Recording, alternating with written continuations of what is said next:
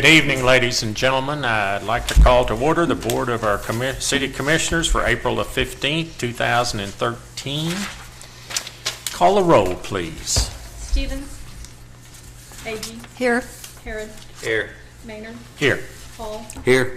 Winteringer. Here. Smith. Here. We have a quorum. We have a quorum. At this time, we will start off with an invocation. Do we have someone here? If No. not, okay. Then if we'll all stand, please, if you're able, and we'll recite the Lord's Prayer, please. Our Father, who art in heaven, hallowed be thy name. Thy kingdom come, thy will be done, on earth as it is in heaven. Give us this day our daily bread, and forgive us our trespasses, as we forgive those who trespass against us. Lead us not into temptation, but deliver us from evil. For thine is the kingdom, and the power, and the glory forever. Amen. Commissioner Smith, would you lead us in the flag salute, please? Attention, position, pledge. I pledge allegiance to the flag of the United States of America and to the republic for which it stands, one nation, under God, indivisible, with liberty and justice for all. Thank you.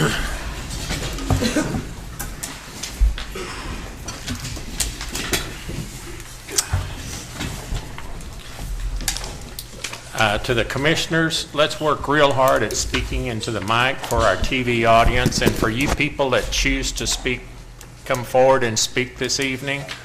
Please work real hard at speaking into the mic, because sometimes we think we're speaking loud enough, but it does not go across the TV airways sometimes. So your cooperation would be greatly appreciated. Item number 1, consider approval of the agenda. So moved. Motion by Commissioner Harrod. Second. Second by Commissioner Hall. Call the roll, please. Harrod. Aye. Hall. Aye. Winteringer. Aye. Smith. Aye. Agee. Aye. Maynard. Aye. Motion carries. Consider item number 2, consider approval of the consent agenda. Chair will entertain a motion. So moved. Motion by Commissioner Harrod. Do I have a I'll second. second by Commissioner Agee? Call a roll, please. Harrod. Aye. Agee. Aye. Maynard. Aye. Hall. Aye. Winteringer. Aye. Smith. Aye. Motion carries. Item number 3, commissioners' comments. I have one comment I'd just like to mention. We've had a lot of rain lately, and we're probably going to get a little bit more before our spring season ends. But I just want to remind everybody that the lake is still almost 9 feet below spillway. So it's probably not going to fill up anytime soon, and to still do your best to try to conserve water. Thank you. We don't want to lose sight of that. I have Right. people sometimes think because we're getting rain, that lake's just rising like everything. Right. But it's So thank you, Commissioner Agee. Any other comments from any other commissioners? Okay. I have one. I heard a report early this morning because I woke up at some strange hour, like at 4 o'clock, and there was a report on CNN or one of the national news about 911 texting. I don't know if anybody else heard it, and I would have never thought about texting a 911 emergency, but a lot of people do, and they brought up the point, a lot of the 911 services do not receive texts. That's correct, we do not. And we do not currently do that. So is that part of the plans to get that? It is eventually, certainly Don Lynch, if he's here, can address that, but we call that New Generation 911, where our citizens will be texting emergencies and taking pictures of them and sending those in, and we eventually will have to get with the program Upgrade and that. be able to receive those. I may not have seen your same program, but there was something so that the deaf could communicate. Well, that, or if Was that there's been a it? stroke or something Yeah. like that, they might be able to still text, but they couldn't speak. is what they were That's a talking very, about. very So good Don, if you don't mind. Yeah, Don Lynch, Emergency Management Director.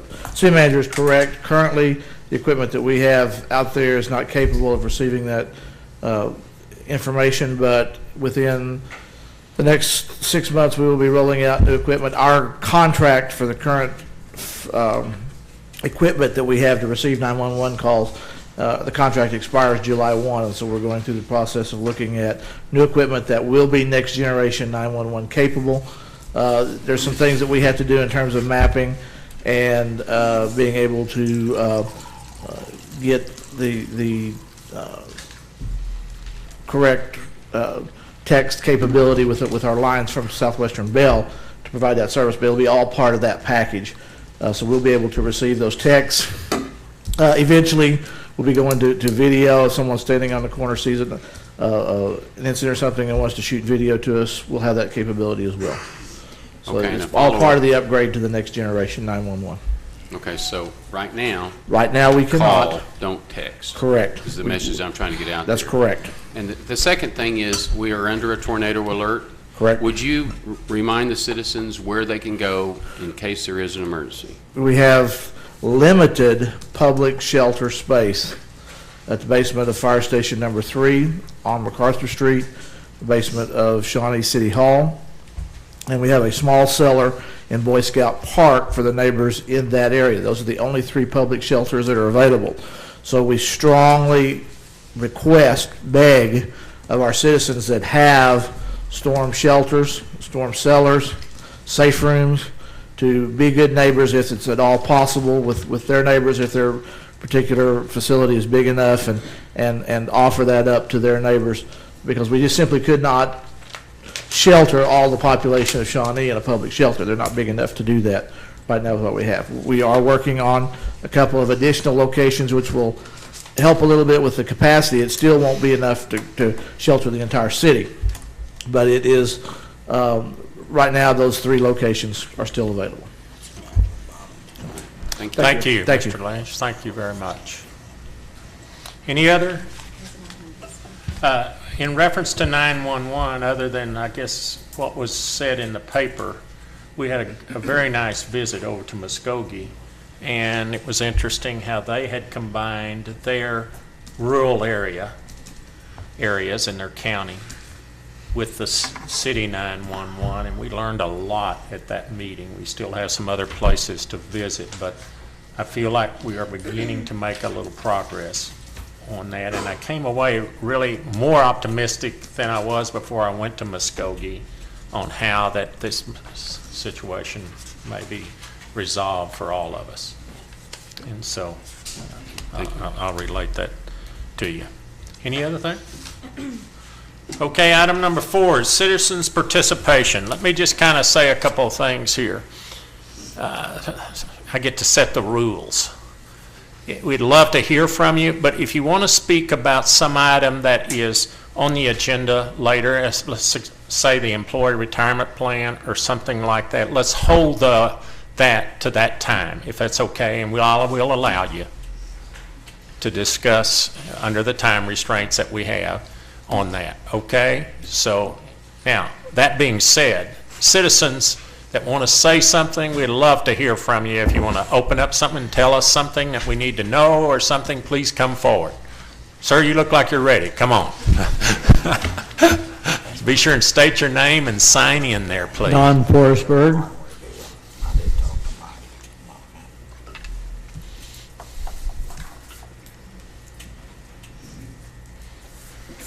Normally when I come up here, I've got something to complain about, but I want to commend all of you for the great work you're doing and for your concern for the city of Shawnee.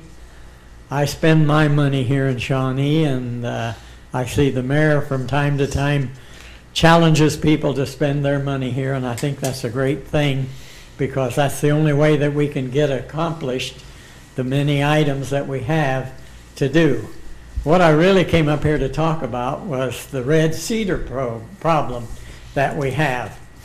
For about 15 years I've been talking to this commission, not this group, but these groups that have been here before, and explain to them the hazardness of those red cedars and the fire hazard, and not only that, but everything that's there, everything that there is to do with them is hazardous. You mentioned the last time something about cutting them down.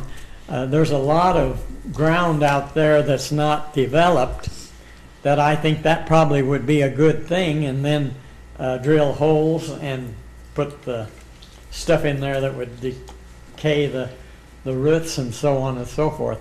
But we definitely need to do something about that red cedar deal.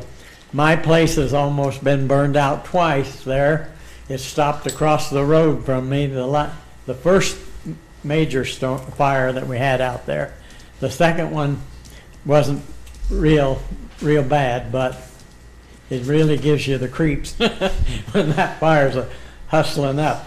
And not only that, I think you could probably get the commissioner of the land to participate in this also, because they have, what, 300 acres out there of ground? Well, Do you know what he's talking about, Linda, on the land? Yes, School yes. land commission. Oh, School Land Land Commission. Yeah. Okay, I was trying to, okay.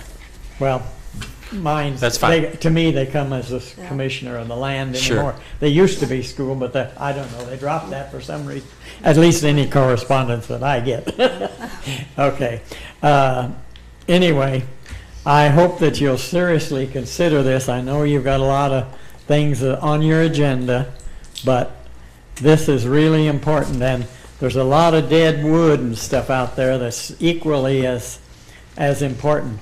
I know also that you took away the trash containers out there on Belcher Road, and people are now throwing trash along the roadsides out there. I'm sure they probably don't have anything with their names and addresses on it, but anyway, that's going to be a real eyesore out there if this continues. So we had a beautiful lake out there, and if we just do some beautifications around it so people could see it, I think they would really appreciate that. Thank you very much. Thank you so much.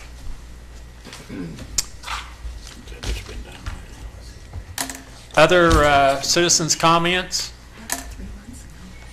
Okay, we'll move to item number 5, Mayor's Proclamations. National Public Safety Telecommunications Week. Chrissy Holden?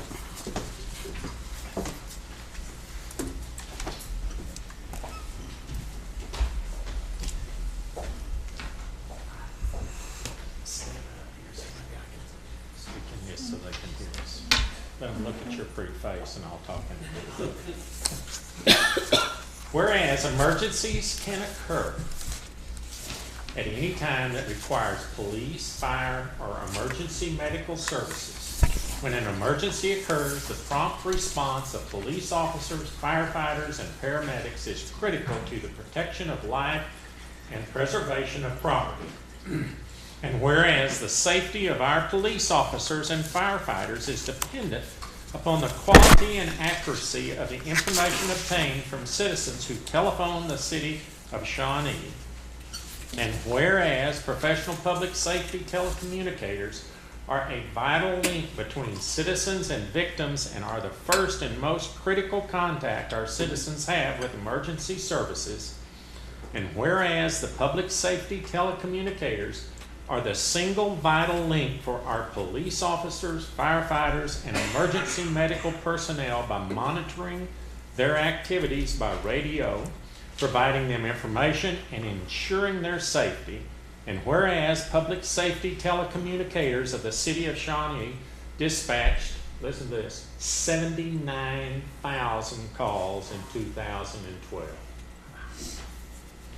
And whereas the public safety telecommunicators of the City of Shawnee Communication Center have contributed substantially to the apprehension of criminals, suppression of fires, and treatment of patients. And whereas each public safety telecommunicator has exhibited compassion, understanding, and professionalism during the performance of their job in the past year. Now, therefore, it is proclaimed by the Mayor and City Commission of the City of Shawnee, Oklahoma, the week of April 14th through 20th, 2013, to be National Public Safety Telecommunications Week in Shawnee in honor of the men and women whose diligence and professionalism keep our city and citizens safe. In witness whereof I have hereunto set my hand and caused the seal of the City of Shawnee to be affixed on this 15th day of April 2013. Here you are. Would you like to say something to Ruth? Okay, look. I don't know how many of you guys have got to actually interact or see some of our dispatchers. They're down in the basement.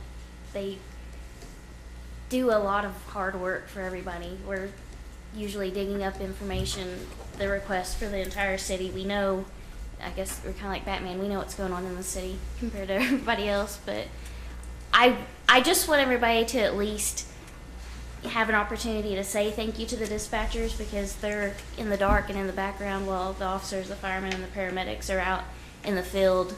They're doing a lot of the behind the scenes work. Thank you.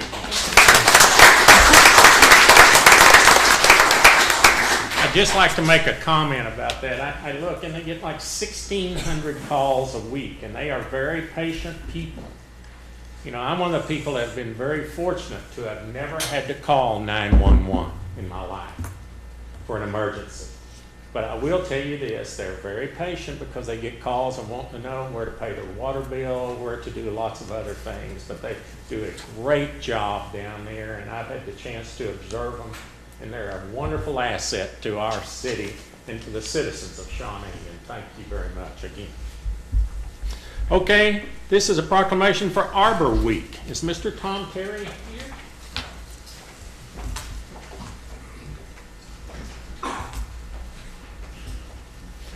Tom, how are you? Good. Whereas Arbor Day is celebrated nationally to encourage Americans to maintain and replenish our country's vast forests, orchards, and woodlands, and whereas in March 1982, Oklahoma declared a full Arbor Week to better recognize the value of tree planting, as well to avoid the harsh planting conditions of late winter, and whereas trees can reduce the erosion of our precious topsoil by wind and water, reduce heating and cooling cost, moderate the temperature, clean the air, produce oxygen, and provide habitat for wildlife.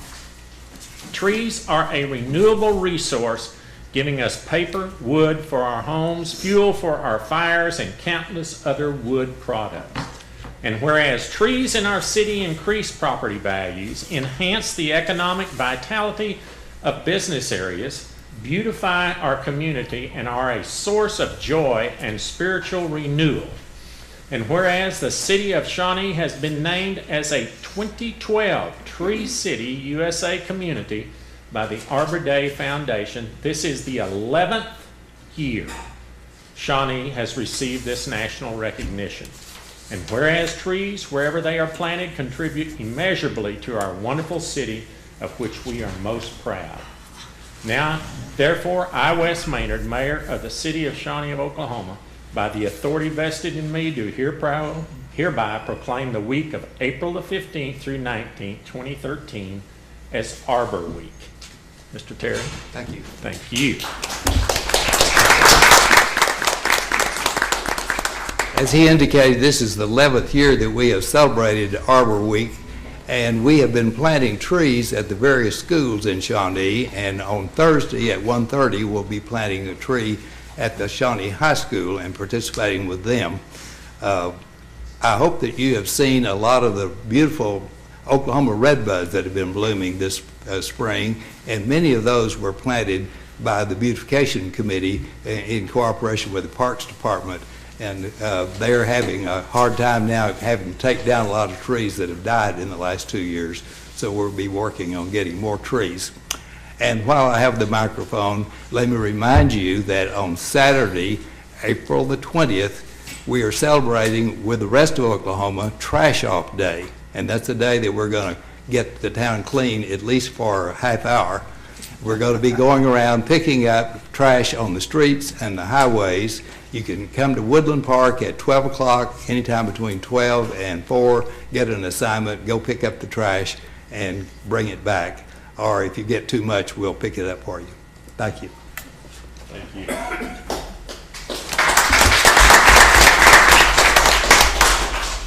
You know, Mr. Terry, it's unbelievable what he and some of the people on the beautification committee have done for our city. And it's people like them that volunteer and do things like this that really help our city. And it's wonderful to experience as mayor the opportunity to listen and work and see what some of the wonderful things is being done in our community by people like Mr. Terry.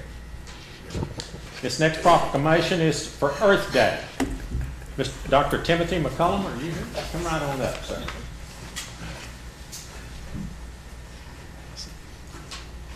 Whereas the global community now faces extraordinary challenges such as global health issues, food and water shortages, and economic struggles. And whereas all people, regardless of race, gender, income, or geography, have a moral right to a healthy, sustainable environment with economic growth.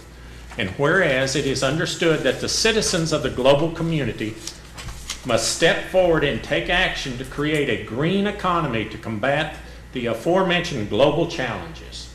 And whereas a green economy can be achieved on the individual level through educational efforts, public policy, and consumer activism campaigns. And whereas the city of Shawnee acknowledges the importance of Earth Day as a reminder of our community's connection to the planet and our responsibility to preserve and protect our environment.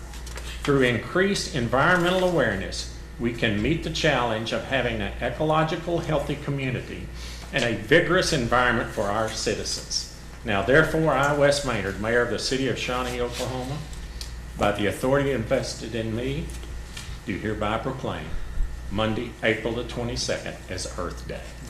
Thank you. Thank you. Would you like to say something? I just want to thank the commission and the mayor for this proclamation. Thank you very much.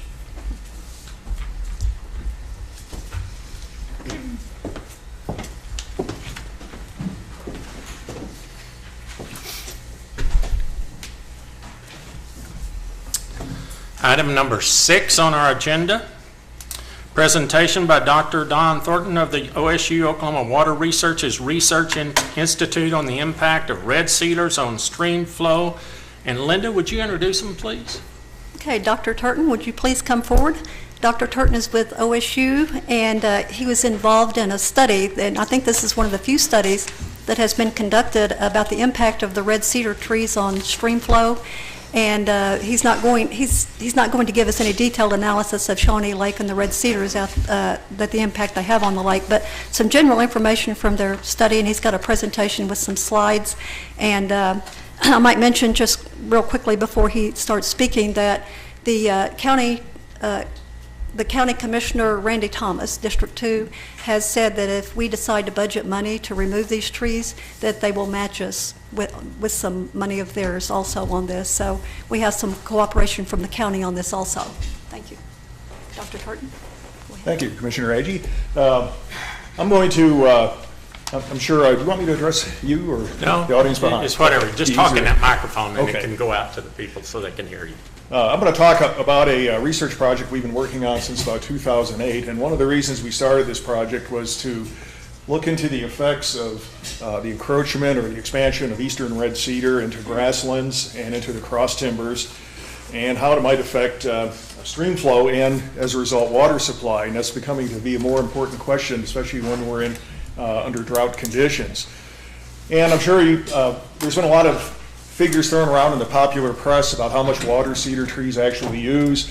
I've heard estimates ranging from 30 gallons a day to 100 gallons a day, maybe up to 100 gallons a day. And maybe the crown of the cedar trees intercepts 30% of the incoming rainfall, and that rainfall is not available then for stream flow. And but a lot of that information was unsubstantiated or was just based on studies that were done in other states. So we wanted to get a handle on and actually start quantifying some of these processes. And I'm going to kind of get right into it. And we have 7 small watersheds. 3 are covered by grass, and 4 of the watersheds are encroached by red cedar, covering anywhere from 75% to 100% of each of those watersheds. And they're all around 5 to 8 acres in size. Pretty typical land that you'd find here in north central Oklahoma. Just like you to take a look at this picture real quick, and this is an aerial photo of part of the area where we're doing this research. The photo on the left was taken in 1979, and the photo on the right was taken in 2011. And you can see open pasture, open grassland. Actually, it's essentially old abandoned pasture and old abandoned cropland. And so just in that short period of about 32 years, you can see the change in tree cover on those watersheds. And that's basically, that change in cover is almost all eastern red cedar. In order to understand how this tree coverage change or tree encroachment is affecting stream flow and water supply, we have to think about something called the water balance of a watershed. And that's just an accounting for the inputs and outputs of water into a watershed, the gains and losses. So regionally, in Shawnee, or the Shawnee region, on average you get about 35, 36 inches of rainfall a year. The potential evapotranspiration, or the energy that's available to evaporate that water, is equivalent to about 58 inches. And that's probably what you're losing from the lakes every year just due to evaporation. Actual evapotranspiration is what we actually measure, what's actually used. And that leaves only about 4.5 to maybe 5 inches of water out of that original 35 to become stream flow that's going to feed the reservoirs. And that's basically what keeps them full. Otherwise, all the water would evaporate out. I'll come back to that a little towards the end of my talk. So what we're doing in our research is we're looking at all the important processes that go on in watersheds that determine the gains and losses of water to the watershed. And one of the things we're looking at is how much of that incoming rainfall is actually trapped in the canopy of the trees and then evaporated away. We call that interception. And as it turns out, our numbers show that about 37% of the incoming rainfall is trapped by the tree crown and then evaporated back to the atmosphere. About 56% falls through the canopy or openings, and 7% runs down the stems of the tree, and about 63% actually reaches the ground, where it can become either surface runoff or will be infiltrated into soil and may percolate down to feed groundwater tables. So one of the things that you might think, well, if we get rid of the cedars, we'll have 30% more stream flow, but that's not necessarily true because other things happen to the water. And of course, if we remove the red cedars, what do you want in their place? You probably want grasses or grasslands. We also looked at interception by grass canopies, and that's somewhere on the order of about 22%. So kind of if you can get rid of the eastern red cedars, you reduce interception down to about 15%. But some of that 15% will enter the ground or run off. If it enters the ground, it could be transpired later on, so you don't see a 15% gain in stream flow as a result of a reduction of this interception. But what it would do, perhaps, is maintain a higher soil water content in the soils on the watershed, which would present a greater opportunity for runoff to occur when it does rain. And that's especially going to be true during the dormant season. Now, this graph might be a little hard to see. I wasn't sure how big the conference room would be, but I included this anyway. The black line represents soil water content in the soil, and there's 3 graphs representing depths in the soil of 5 centimeters, 20, and about 80 centimeters. The black line is the soil water content under grasslands, and the green line is the water content under the cedars. And I think you can probably see enough of this to realize that during certain months of the year, the water content below the red cedar is considerably lower than it is in the grasslands. So again, red cedars can transpire water year-round. Okay, they don't really go dormant. On a warm winter day, they'll actively transpire and they'll pull water out of the soil. So in general, the average water content in the soil below red cedars is going to be drier than under grass. And again, that's going to reduce the opportunity to generate stream flow or percolation down to a groundwater table if that's the case. The other thing we wanted to know, and here's a nice scientific graph with all kinds of data points on it. This represents the daily water use of eastern red cedar trees of different diameters ranging from about 4 centimeters up to 32 centimeters. We wanted to know if big trees use more water than small trees. And this is for 1 year, running from January to December. And if you can see the solid black dots or the white squares, those represent larger trees. One of the things you see is as we move into the growing season, the trees use more water. The maximum use we measured was somewhere around 120 liters a day. That's about 30 gallons a day. But if you average all those points out for all the different diameters, it averages out to be about 7 gallons a day. So is that a lot of water? Well, depends how you look at it. 7 gallons of water per day for the average cedar tree, if you will, is about a little over 2,500 gallons of water a year. So 64 average red cedars then can use about half an acre foot of water per year just for transpiration. Doesn't include the interception loss. And I use a half an acre foot because typically that's the figure that water supply people throw out as the average amount of water that's used by a family of 4 here in the U.S. And it's likely that these cedar trees use more water than the grass. Grasses will go dormant during the growing season. They can also transpire quite a bit of water, but then they have a dormant season that the cedars don't. And then some of the results from our measurements of stream flow, or the water leaving a watershed, which these are small watersheds, but they feed larger streams, and those streams could end up in water supply reservoirs. We don't have, unfortunately, we were hit by Murphy's Law of doing watershed research, and that's that when you get all your equipment set up and ready to go, you get the 2 driest years on record. So we don't have a lot of measurements of stream flow because we just haven't had a lot of stream flow, not enough rainfall to generate flow. But one thing I can tell you for sure is the only watersheds in our study that we ever measured any stream flow on, from about 2009 to 2012, are the grass watersheds. In most cases, watersheds that were heavily encroached by cedars, we didn't measure any stream flow at all, or very little. So what does this mean to water supply, or water supply to Shawnee Lakes? On a per acre basis, if you had an acre of land that was heavily encroached with red cedar, probably somewhere from 75 to 100% covered, and you eliminated that cedar and established grass in its place, you would probably see, or my best guess is, you would probably see an increase in stream flow about 1 to 2 inches annually. Now that doesn't sound like a lot, since we have 36 inches of rainfall coming in every year, but go back to that regional water balance, we only get about 4 to 5 inches of runoff per year per acre of land here in central Oklahoma. So a 1 to 2 inch increase is 20 to 25% increase in runoff. But, and I'll put a big but in there, again, our results apply to individual trees or to areas that are almost completely covered with red cedars. And everywhere on the landscape, you're not going to find that dense of an encroachment of trees. So the actual increase in flow that you might experience over a larger area, for example, I believe the combined watersheds of Shawnee Lake 1 and 2 are something like 20,000 acres, a little over 20,000 acres. Whether or not you'll see that large of an increase in stream flow if you get rid of the cedars is kind of questionable, because it all depends on how much of the total watershed area is actually densely covered by cedar. So if only 5% of the watershed is covered by cedars and you eliminate those cedars, you're not going to see a huge increase of flow into the lakes. You will on that 5 acres, but not overall. So one of the things you really have to know is what is the current level of encroachment on the watershed by red cedars, and what's their density.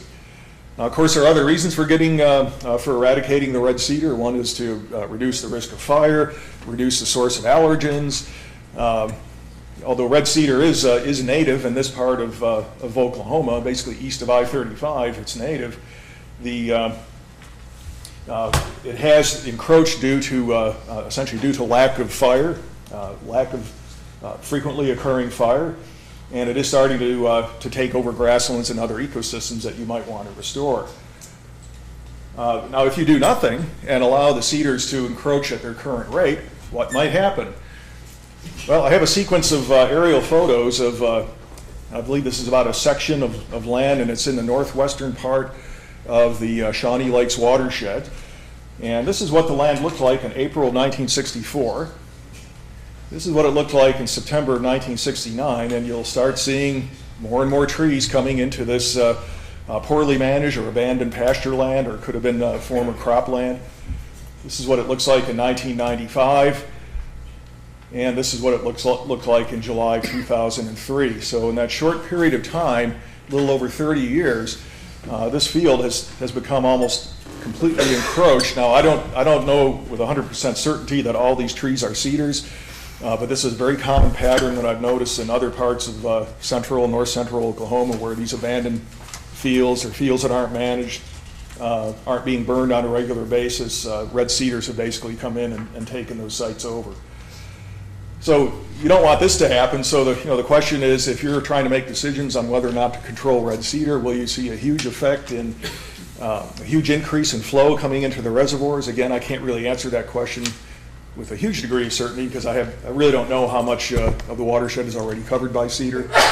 But if you don't do something, you could end up with this, and you'll have a lot of parts of the watershed that will become encroached by red cedar, which in effect will reduce the amount of runoff per acre of land by about 1 to 2 inches. So that'd be a pretty significant reduction. And the arrow on the map of the watersheds, that shows where these pictures were taken. And of course, not every acre in the watersheds is under those conditions. And with that, I'll acknowledge these people who collaborated on the research project and answer any questions you might have. Is there a byproduct from the cedar, like cedar mulch? Can that be utilized from these red cedars? Or what do you do with them other than burn them or bury them, I guess, huh? Well, there is a group called the Oklahoma Red Cedar Association, and they, I'm not sure what year they were formed. They've been around for 15, 20 years maybe, and they're looking for ways to actually utilize red cedar.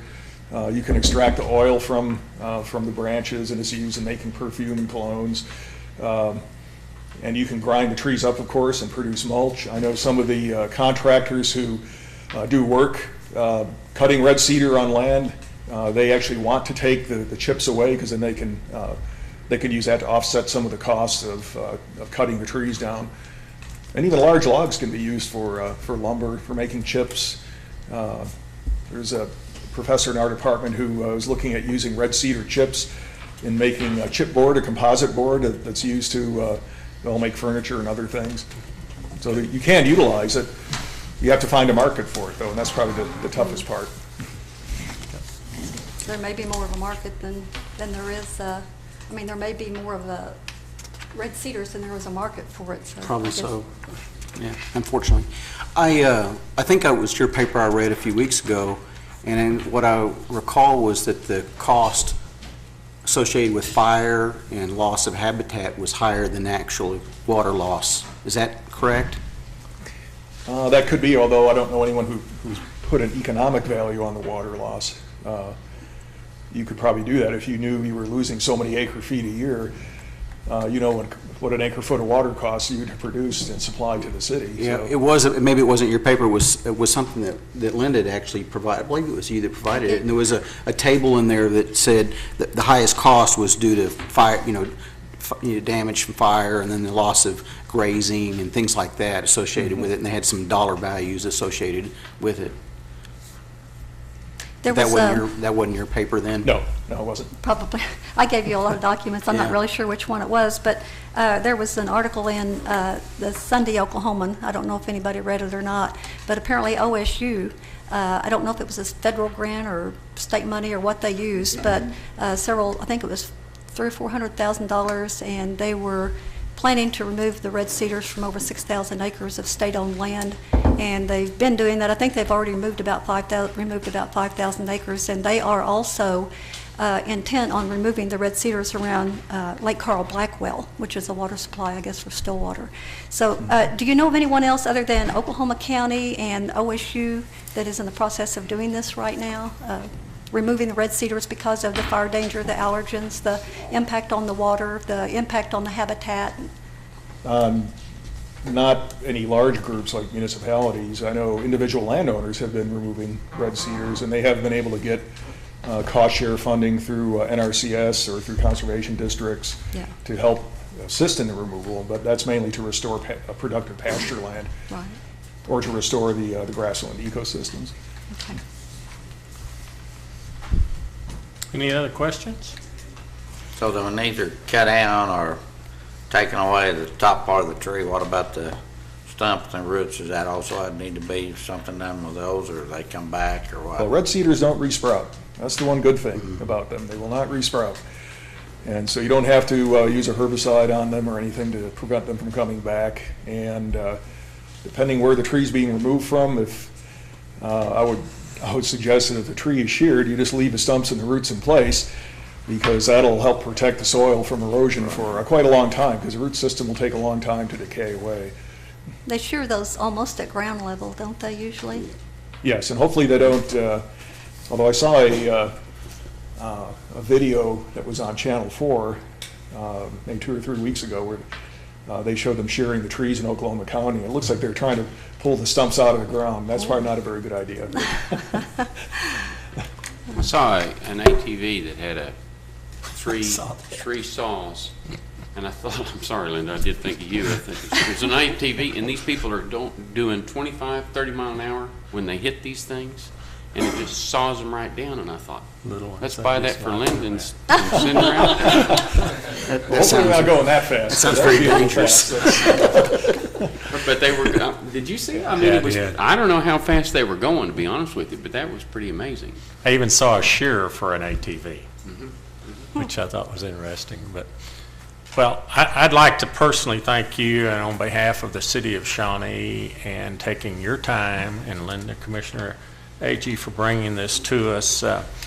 As you pointed out, our water drainage is not too good at our lake. It doesn't go up after rain like some of the other lakes, and I know this will be a subject that's being discussed greatly in the future, and we may be asking you back or be calling you for some help, because And I think the one thing that Dr. Turton pointed out that we probably need to remember is the problem is bad right now. I mean, we went around the lake and looked at it, and there's a lot of huge trees out there, and some areas are pretty heavily covered. But if we don't start trying to get a handle on it now, you know, you saw some of the changes in those pictures. As they multiply, they're only going to multiply exponentially over time. So out of sight, out of mind, it's easy to forget about this and go on with other things, but I don't think that we can afford to do that. So, and thank you, Dr. Turton. Sure, thank quite you so welcome. much. Okay. Thank you. All right. Appreciate it. Well, at this time, we'll recess our city commission meeting and convene the Shawnee Municipal Airport Authority. We do have a quorum here. Item number 1 is consider approval of the consent agenda. Chair will entertain a motion. So moved. Commissioner Hall, Second. second. Commissioner Winter or whoever. Okay. Call a roll, please. Hall. Aye. Sorry, Hall. Winteringer. Aye. Smith. Aye. Agee. Aye. Harrod. Aye. Maynard. Aye. Motion carries. Item number 2, presentation of financial advisory report by Chris Gander of BOCS, Inc. Hi, Chris. Come on up. Hi, Mayor, Commissioners, thanks for having us. As he said, I'm Chris Gander with BOSC. This is John Waldo. We're part of your financial advisor team. We're a subsidiary of Bank of Oklahoma Financial. As John Waldo always says, he's the looks, I'm the brains. I actually think he's both, but he's my boss, and I like being gainfully employed. So, I'm here to kind of go over just a financial overview of your current debt. Before we do that, since we were out here last, we did the refinancing of the PCDA debt. It hasn't closed yet, but we've locked in rates. The bond issue's been sold by the Water Board, and the loan's been completed. So we know the results. When we first came out here, we've known about the refunding for quite some time. Pretty much since the bonds were issued in 2003, we knew the call date is July 1, 2013. Because of IRS rules, we couldn't call those bonds until July 1st, 2013. You can't do an advance refunding, you have to do a current refunding, which means you can't even close a new debt until you're within 90 days of that 7/1, 2013 call. So going through the Water Board was the best option. It was going to save the most money. And Shawnee was going to kind of be the lead horse in that financing because it's a pooled loan program. Smaller rural water districts hop on, smaller communities, and the more participants you have, the more the costs are distributed across the parties. So we were kind of plugging along, and then all of a sudden Tulsa shows up and says, hey, we're doing this same program, and all of a sudden they're the big horse. And so we chose to hop on their coattails, follow, because that was going to save the city some more money. And we estimate that by being with them, it probably saved an additional $70,000 in expenses by being part of that group. So with that, there's some benefits also that we locked rates in earlier. And the reason I'm going through this is John has been coming here a lot longer than me. I've been coming out here for close to 10 years, and we don't like showing up and saying, hey, we got to get this done real quick. But we did this time, and we had our reasons. We were trying to get in with Tulsa. We're glad we did. End results is on the March 28th. The bond sold. By all measures, it was better than what we projected. Your savings were 2.9 gross, 2.9 million gross. As a banker, we always like present valuing everything back. It was right at 2 million at present value savings, and that's after all expenses. And end result is you went from a 4.6% rate to a 1.97% rate. So we're very happy to report that. We sent a report around. I think Brian forwarded it all to all of you, but it's kind of a recap of what it said. With that, I'll go ahead and pass out. And if anybody has any questions, feel free. Sometimes I get ahead of myself and start talking and go a little too fast, so stop me anytime you have a question.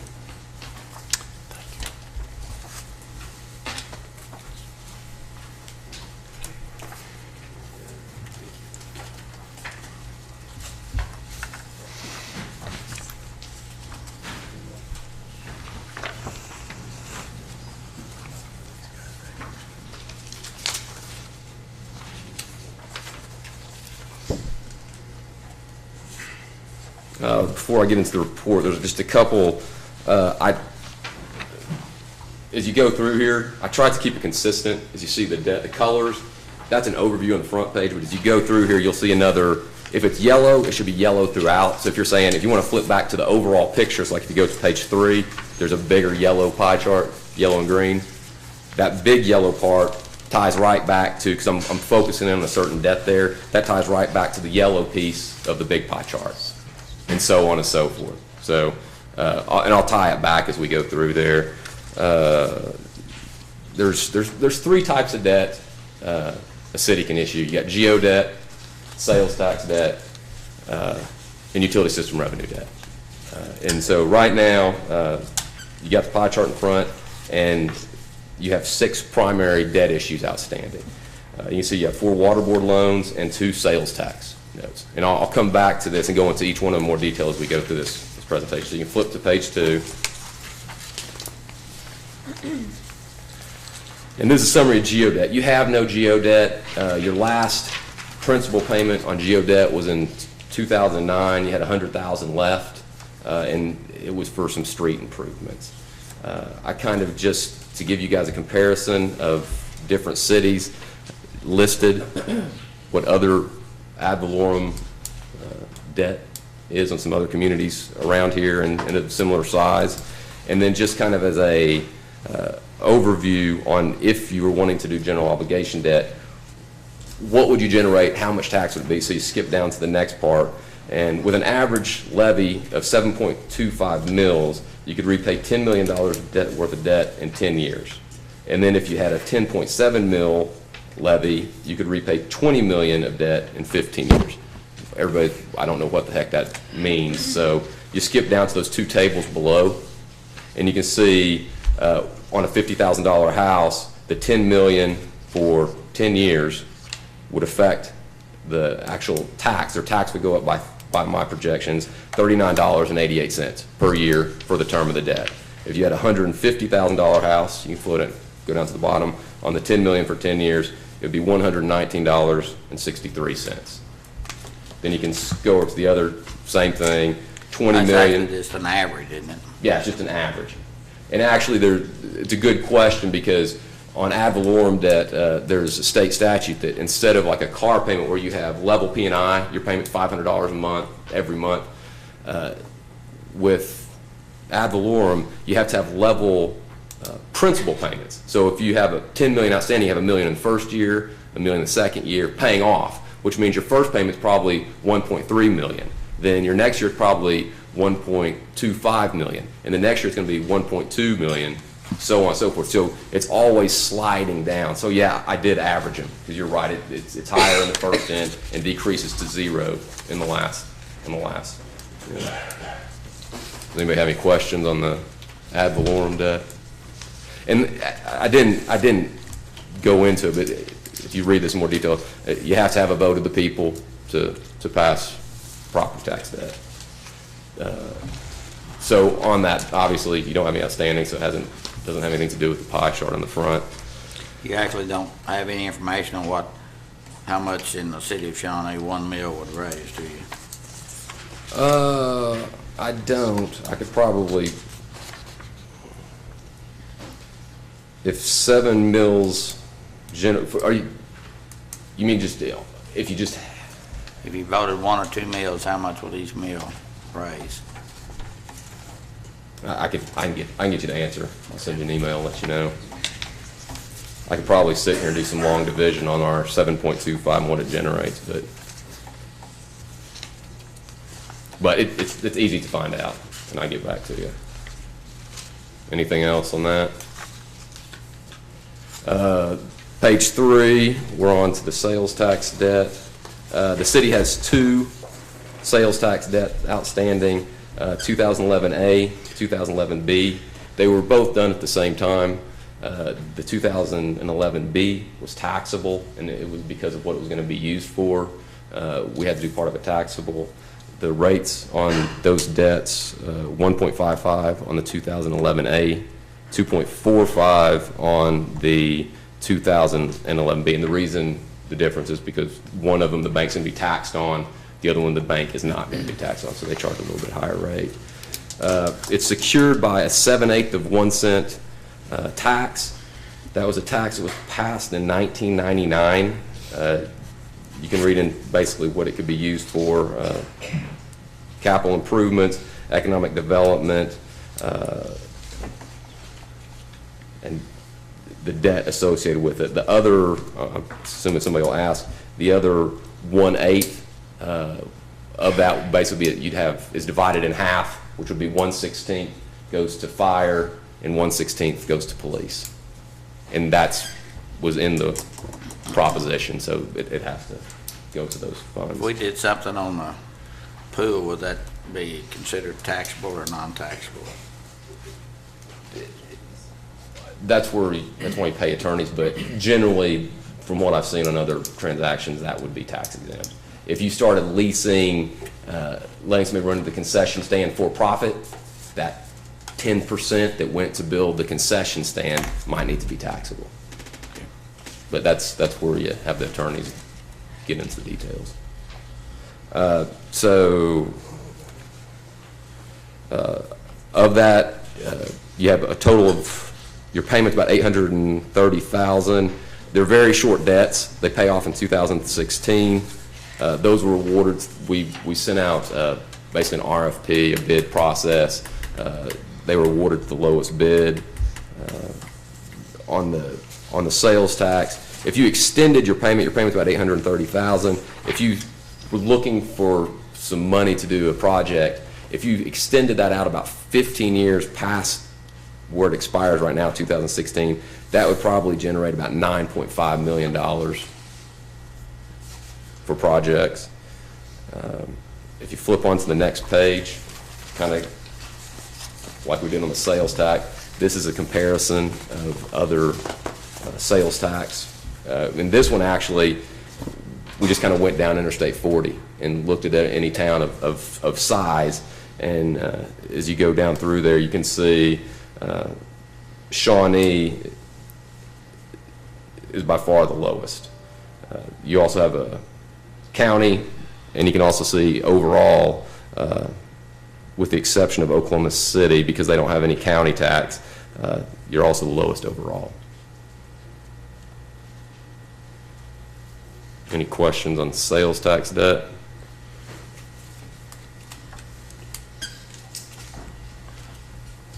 I'm not getting much feedback here, guys. I guess I will have You a guys started question. talking about cedar trees. You were talking, you say the sales tax rate is 4.5%.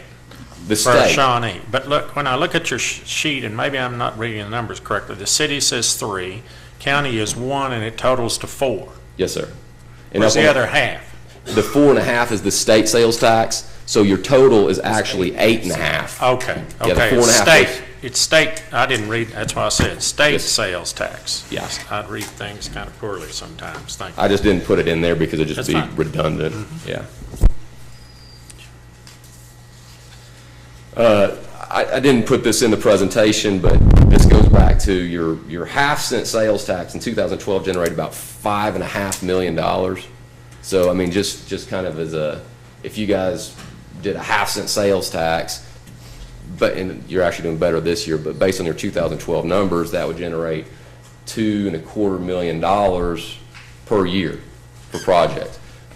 So you could pay cash, $2.25 million per year, or if you were wanting to do a large project, if you were, let's say, 10 years and it was generating $2.25 million, that's $22.5 million of funds. Half cent generated how much? Half cent would generate $2,250,000 A year. That's based on 2012. It's actually better than that, but yes, sir, per year.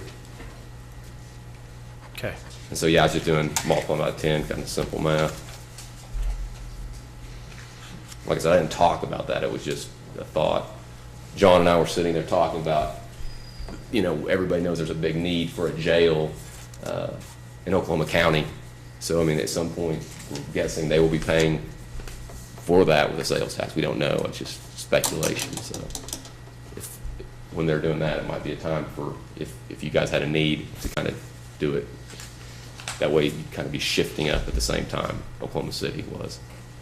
And every other community in Oklahoma County, if they choose to do that. So, anything else on that? No, that's good. That's very informative. Thank you. Yeah. Most interesting. And then, so now we're to the third, utility system revenue debt. All your debt at this point is Oklahoma Water Resources Board loan. That's doesn't necessarily have to be that way. It just happens to be. That's where yours have come out to be the most beneficial, so that's what it comes, because as you know, until just recently, you had the PCDA note. The PCDA had an actual bond issue that was, traded in the public market, but when we looked at refinancing, it was better to do a water board loan versus a bond issue. So this hasn't closed, but I went ahead and showed it as though you have closed the water board loan. Okay, with this, we owe a total to the OWRB with these water loans of the number? Like 19.5. 19.5 million. Is that 6, 18? 18.5. I'm sorry, 18.5 million, okay? So all the utility system revenues are secured by utility system revenues. The 2013, which we're closing, we know what the rate's going to be. It's 1.97%. Your 1997, which is that smallest sliver there, you just have 200,000. It's at 0%. You do pay a 0.5% administrative fee to the water board for that. Your 2010 is at 3.15, and then your 2010A is at 2.76. And that's all on the following page. It's in the body there. And then the last table is just your debt service payments on this debt. And so you can kind of see, you're just a hair over 1.8 now. It goes up to close to 2.4 by design. We added that $500,000 for 3 years, and then it kind of slides back down. But you can see what each of the debts do and when the debt service pays off.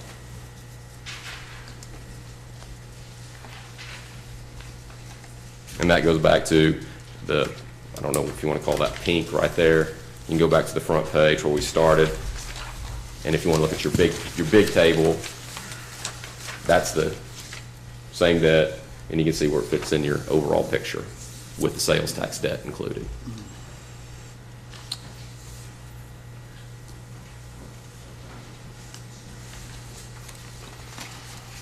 This is very well laid out. Thank you very much. You're welcome. Very informative.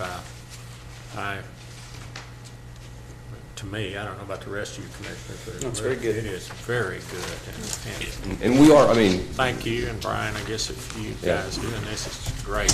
and let us know if you have questions, and we'll come back anytime you want us to. Thank you again. This is very informative. Wow.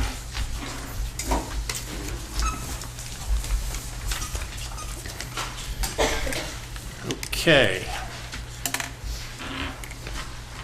Item number 3, any new business? Mr. Mayor, no new business or administrative reports tonight. Number 5, discussion, consideration, and possible action to go into executive session for discussing in accordance with 25 OS 307B purchase or appraisal of real property. I'd entertain a motion to leave. I have a motion by Second. Commissioner Harrod, second by Commissioner Winteringer. Call the roll, please. Harrod. Aye. Winteringer. Aye. Smith. Aye. Agee. Aye. Maynard. Aye. Paul. Aye.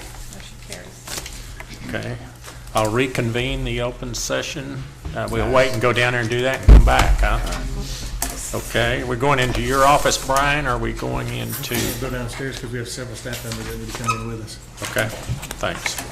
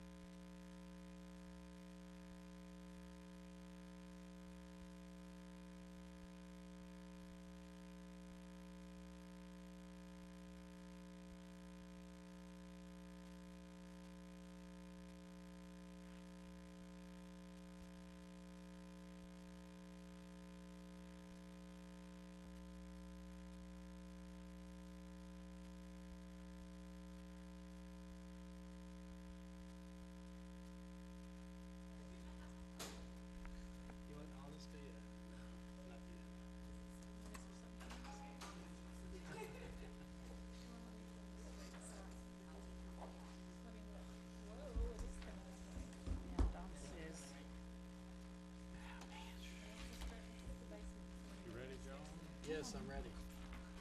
Commissioner Smith, are you ready? City Attorney, are you ready? I'll reconvene and open the session. Consider matters discussed in executive session in accordance with 25 OS purchase of appraisal of real property. Is there a motion? I move to authorize staff to enter into negotiations for purchase and report back to commission. We have a motion. I'll second. A motion and a second.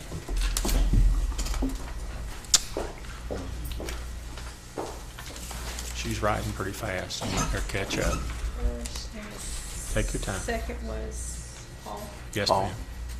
Okay. Okay, call the roll, please. Winteringer. Aye. Paul. Aye. Smith. Aye. Agee. Aye.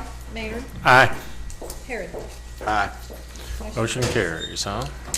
Okay, at this time, I'll adjourn the Shawnee Municipal Authority and move into the Airport Authority, Shawnee Airport Authority. Call it to order. We do have a quorum. Consider approval of the consent agenda. So moved. Have a motion by Commissioner Harrod. Do I have a Second. second? Second by Commissioner Winteringer. Call the roll, please.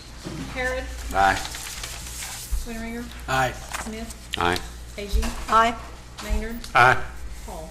Aye. Motion carries. Motion carries. Any new business on the Shawnee Airport Authority? No new business or administrative reports tonight. Okay, I will adjourn the Shawnee Airport Authority and return to the City Commission, item number 7. Item number 7 is consideration of approval for a preliminary plat for Hyatt Addition Section 3 located at North Harrison Street on East 45th Street. Staff report, please. And recommendation. Thank you, Mr. Mayor, Commission members. The staff report this evening will cover agenda items 7 and 8. It's preliminary and final plat. The applicant, Mr. Azimi, is requesting preliminary plat of approval for 85 new single-family residential lots and a final plat approval tonight of Phase 3 of the Hyatt addition, which would provide for 41 residential lots. This project, the overall project has been before the commission previously and was approved in 2007. The preliminary plats are good for 5 years under City of Shawnee Code. And so it is a multi-phase project. Phase 1 and Phase 2 have been constructed, and the applicant was ready to move forward with Phase 3, and a preliminary plat was required because the initial preliminary plat had expired. So your approval tonight will facilitate the immediate expansion of the development with Phase 3 for 41 lots, and then of course they'd be able to final plat additional phases in the future as well beyond this project, probably several years down the road as it builds out. The Planning Commission reviewed this matter and has unanimously recommended approval with conditions for the preliminary and final plat. City engineers also had an opportunity to review it, and staff has reviewed the submittals based on the zoning code and subdivision regulations. The applicant is meeting all applicable standards. All lots do meet the minimum lot standards of the R1 residential zone. The only deviation requested is for an exceedance to the maximum length of a cul-de-sac. And one of the proposed cul-de-sacs on this, or the proposed cul-de-sac on the final plat exceeds the code standard of 500 feet by approximately 193 feet. So it's about 693 foot long cul-de-sac. It's somewhat common for a developer to request relief when it comes to that standard. That can be difficult to meet in some circumstances based on terrain. In this particular case, because the development had already been approved previously and 2 phases have already been constructed, there's really not a logical way to fit an additional street pattern in there and to provide additional circulation. So staff does not have concern and is supportive of the request for the longer cul-de-sac. So with that, you'll see a staff recommendation and 5 conditions on page 3 of the staff report.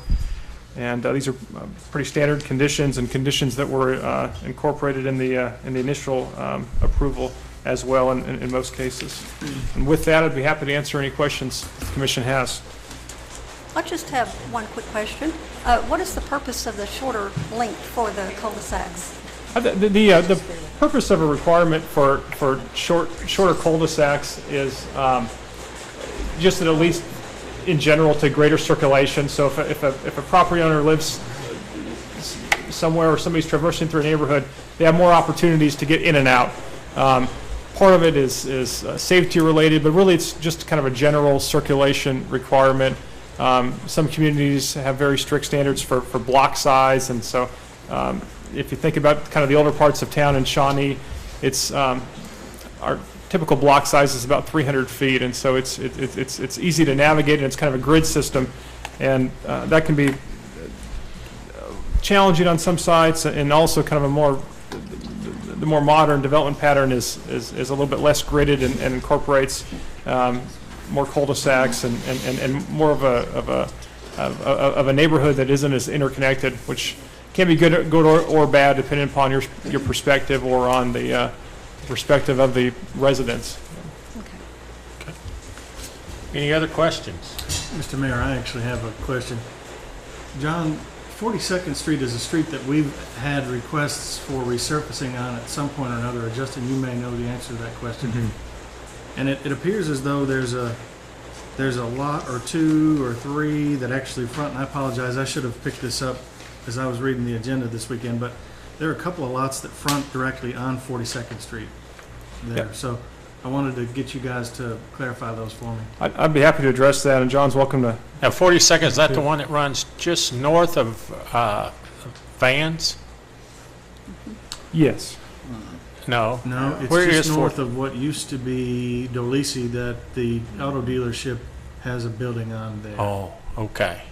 Okay, so it's in between this 45th and and the bank. Okay, that's okay. There's several lots that front it, so I just, figure those out. And if you look at your preliminary plat and final plat maps in your packet, the developer does own property that does front upon 42nd, and there will be approximately 19 lots that will front upon 42nd. However, those lots are not proposed to be developed under this phase. And so the next phase of the development, Hyatt Road will have to be extended to 42nd, and under the city standards, the developer will have to improve the half of the street that those lots front upon. And then the city would make the additional improvements to 42nd Street at a point in the future, hopefully concurrent with that project. Actually, 42nd doesn't even go through there now. No, it really doesn't. It's a pretty crude road, and it doesn't go, I don't believe it extends all the way to the eastern extent of the property. thanks, Justin, that answers. my Any further questions. discussion, commission members or anyone? Would anyone here like to speak in favor of this? Are you? Okay. I guess I can. Sure, we'll let you speak in favor and of both of these, if you don't mind. Okay. Honorable Board, I guess I need to write my name. My name is Mehdi Azimi, and I'm the applicant for this project. And I would like to start my comment by expressing my sincere appreciation to the planning director and the engineering director for all their, and all the staff for all the comments and all the critique in the past few years. This project have started back in 2007 with the 40-acre tracts, and we have approximately 50 houses constructed on that, well, in that area actually. And this particular phase, which is phase 3, will give us 41 additional lots, and we're expecting that to be completed within the next 2.5 to 3 years, based on the national economy and the trend in the constructions. And once we are finished with that one, we will continue on the next phase, which is the remaining of the project. And at that point, we will see what would happen to the 42nd Street based on the City of Shawnee's improvement and so on and so forth, and that will include that part of it. Other than that, I think it's a good development. It has been a very good establishment, and the community and the neighborhood and everybody is actually very proud of it. Over, as I said, almost 50 homes at the average cost of $180,000 to $200,000 has been constructed on it, which has helped, the City of Shawnee with approximately $8 to $10 million of the new constructions, and of course all the tax-related issues. Any comment, any question? Is that in the Shawnee School District? It is in Shawnee School District. Yay. And we have additional 5 acres on the north part of it, which is actually zoned commercial. And once we go a little bit further into the development, I think that would enhance the community, because we need something in that area, which also will, everybody will benefit from. Any other questions? Okay. Would anyone like to, thank you very much. Thank you. Would anyone like to speak in opposition to this? Okay, being no opposition, we have a staff report recommending it, and we have discussion. Chair will entertain a motion. I move can we do both of them at the same time, Marion? No, have to do them separate, she says. Okay. Motion on item number 7. On the preliminary plat as recommended by the staff. Okay. Second. We have a motion and a second by Commissioner Winteringer. Call a roll, please. Harrod. Aye. Winteringer. Aye. Smith. Aye. Agee. Aye. Maynard. Aye. Hall. Aye. Motion carries. Item number 8, consideration of approval of a final plat for Hyatt Edition, Section 3, located North Harrison Street on East 45th Street. So I'll move on the same recommendation of staff. Okay, we have a motion by Commissioner Harrod. Do we have a second? I'll second. Second by Commissioner Hall. Call a roll, please. Harrod. Aye. Hall. Aye. Winteringer. Aye. Smith. Aye.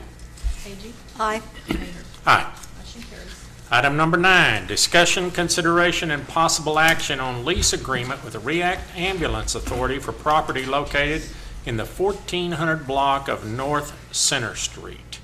Staff report, please, and a recommendation on that. Boy, we've been working on this. James, come on up. I didn't know if anybody was going to I'm come up. shocked and fess when I up saw for this it. on the agenda. You've been working on it so long. You know, there's been a lot of back and forth between the city and REACT, and I think we finally struck an agreement that both city can live with and REACT can live with. James primarily was the one dealing with it from the city side, and then finally Mary Ann, and of course, I know Greg Reed is here from REACT, and he may have some points to make as well, so. James, you want to say anything, or is he Brian said pretty much said it. I Okay. mean, I think that the city of Shawnee and REACT, you know, have worked pretty good as partners, and you know, when they came to us and said, you know, this would be a good location, being the proximity to some of the locations on that side of town, that's when we kind of started talking about it. It has taken a while, but it's an area that they would really like to be in at this time. Now, is that north of your office, or Yes. that It's building? north of it's the property north of my office and the north part of that property. In the north Behind that station, Yeah. just south of the station. How much area in there? It's the north 85 feet of that lot. Okay. Okay. What's that gonna consist of, just for a couple of units, or what? I think right now it's just going to have one unit in it. Well, it's going to cover at least the east side of town. That's kind of nice to have that over there. I mean, John, we worry about John falling on his bike. Commissioner Agee, at least we can get closer to having an rough ambulance to area. pick you up. It's a rough area. We need a lot of help over there. My name is Greg Reed, and I'm director with REACT. Plan initially is to put a single ambulance staff there 24 hours, 7 days a week. We will construct it with plans that will allow us to expand that and put another crew in should the demand arise. Are you gonna abandon that one on East Main? Yes, sir. This will replace that structure. Just think better access with Market and Independence, probably. We generally see an increase in our call volume. We anticipate a slight increase to continue up a little farther north than it used to be down in that far southeast area, especially with the retirement communities and the nursing facilities there. And this is going to give us good access to those areas. Once we get Independent finished, if we ever do. We're hoping we'll be finished about simultaneously, yes, sir. Questions of the commission? I think the only point I would make, Commissioners, is that we own the building that REACT is currently in on East Main Street. So we're going to have to decide if we have use for that facility or not sometime in the future. And at this point, you know, the building's been maintained just enough for their crews to be in there, but just say that for information purposes. Okay. It's actually an old fire station, wasn't it? Yes, sir. And I would also like to express our appreciation to city staff for helping us come up with a lease that was agreeable to both parties. This looks like a great benefit to both entities. Well, I think this location on Center Street is on the proposed bicycle route, so I assume bicyclists like, like cars know to pull over for emergency vehicles. So. Yeah. We would appreciate that. Thank you very much. Thank you. Any further discussion among the commission members? If not, the chair will entertain a motion. I assume that city attorney's reviewed this completely and everything. Yes, sir. You saw the nod. I'll move that we consider, or we do the lease agreement with REACT. Have a motion by Commissioner Harry. Do we have a second? Second. Second by Commissioner Smith. Call a roll, please. Harry. Aye. Smith. Aye. Agee. Aye. Maynard. Aye. Hall. Aye. Winteringer. Aye. Motion carries. I do know it's been a long struggle. I've been involved in listening to some of the comments and things, and congratulations to both parties for getting this worked out. Thank you. Item number 10. Good lady that always brings good news Well, I have better news than I originally all reported right. last week. Sales tax this past month was down $180,000, which is 12.77% from last year.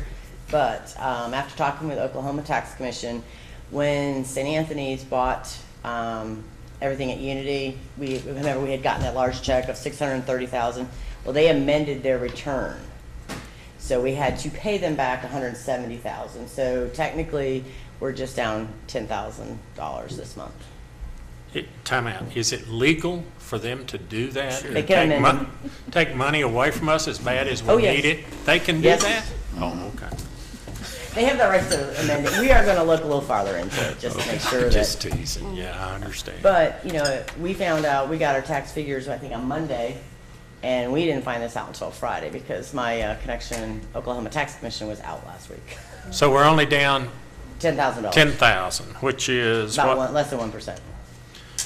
It's But a lot overall, better. yeah, budget to date, we're at 1.7% above budget to date, so we're just hanging in on there. On the So we're tax now side. down to $460,000 instead of much. $630,000. Correct. For the sale. You did that math all quick, Mayor. When it takes money away, I can do math quick. Any questions? John, if you'd triple your sales at Sonic, it would sure help. Huh? Don would Thanks. like that very much. Thank you very much, Cindy. Item number 11. Discussion, consideration, and possible action to enter into joinder agreements with the Oklahoma Municipal Retirement Fund to establish a defined contribution plan in the form of the Oklahoma Municipal Retirement Fund Master Defined Contribution Plan, and joinder agreement with the Oklahoma Municipal Retirement Fund to establish a defined benefit plan in the form of the Oklahoma Municipal Retirement Fund Master Defined Benefit Plan, and authorizing appropriate officials to execute such documents as may be necessary to complete the agreements.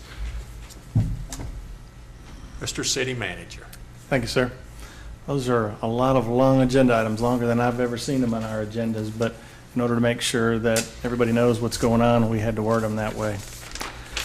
We are here tonight to talk about the city employees' pension plan, at least the city employees' pension plan that includes the non-union employees. 2 years ago now, the commission was talking about this during our economic downturn of 2010.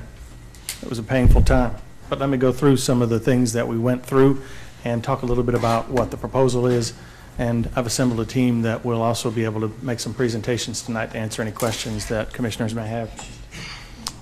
Pension plan, where are we currently? And why? Our costs have really gone up in our pension plan. And we've made some changes to it over the years that have caused us to have for those costs to increase. During the economy in 2010, if we were under the plan tonight, we would not have had to take pay cuts. We would not have had to take furloughs.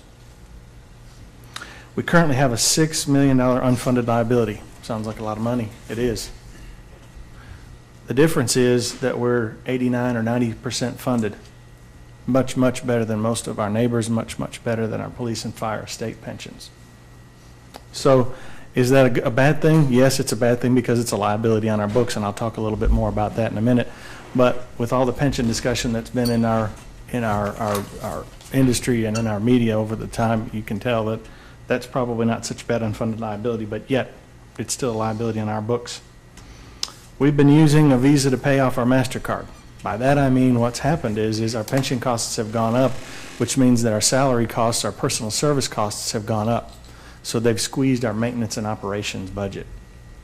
Now what I'm talking about today is really the employees that are the general fund employees that are not unionized or not uniformed, and I'm also talking about the city's business unit, our enterprise fund, the Shawnee Municipal Authority. So understand that when I talk about these numbers, and we talk about these numbers tonight, there are employees that work in both of those funds. So the cost savings will not be saved completely in the general fund. The money supply to continue to fund our defined benefit plan is not there. We want the existing pension fund to be sustainable and funded. In other words, we want to keep our promise to the employees to fund this plan. our pension plan going forward, our proposal going forward. I assembled a team. Fred Bass is our actuarian. He's with Fred Bass Company Incorporated out of Houston. Jody Cox, our plan administrator. She's with OMRF. The employees in the city have worked with Jody for many, many years. And I assembled Dudley Hyde, an attorney with McAfee and Taft, to help us navigate the legal issues and make suggestions as well. We think after discussing our options, the following plan is the recommendation to commissioners. The plan highlights: freeze the existing plan for existing employees to allow everyone to vest into it. A 5, 10, 15 schedule of contributions to employee pay would be as follows. If you're employed with the city for less than 5 years, you're going to go to a defined contribution plan away from a pension plan where you'll be paid 5% of your pay. Between 5 and 10 years, you'll be paid 10% of your pay, and after 10 years, you'll be paid 15% of your pay into a defined contribution plan. New hires after June 30 would be of the same schedule based on their years of service, but they would be on a 3-6-9 schedule, which would reduce their benefit. Again, what we're doing is for employees that are already with us and already have been loyal with us, we are saying we're going to provide up to 15% of your pay for your retirement.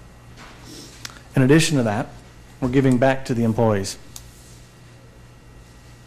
75 cents or 3% of your pay.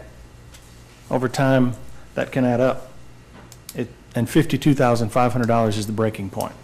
So if you make less than that, you get an additional 75 cents an hour in your pay. If you make more than that, you get an additional 3% in your pay. Our new hires would not get that benefit. They would be at our existing, say for example, our laborer position is $11.06 an hour. They would come in after June 30th at $11.06 an hour. And we're providing a retention bonus for department heads. If they stick around for 5 years, they stay with us, we'll provide a bonus so that they will stick around and incentivize them to stick around. What else does this do? We will pay off our current unfunded liability. The minute that we make a change to this on June 30th, our $6 million unfunded liability begins to shrink because we're not making those future guaranteed promises to employees anymore. And Fred will get into that in just a minute. Our costs will be reduced from 25% of pay to 14% of pay. As time goes by, that cost will then reduce in 15 or 20 years to 8% of pay, which is much more in line with what the industry standard is in terms of providing for retirement for employees. The other very good point to make here is we currently have 100 employees roughly that are unionized or uniformed employees. Our current contribution to their retirement is 14%. So this is in line with ultimately after we make the switch, and we're paying back the costs of the existing unfunded liability, a contribution of about 4%. I'll turn it over now to Fred to talk about at the end of the day, the cost savings.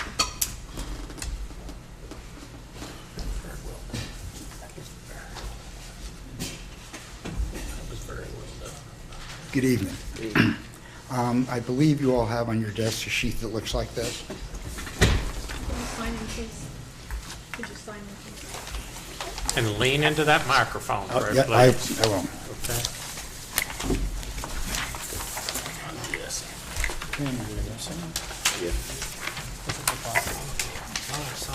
It was on the list. I saw her put them down. Yeah, it's probably good.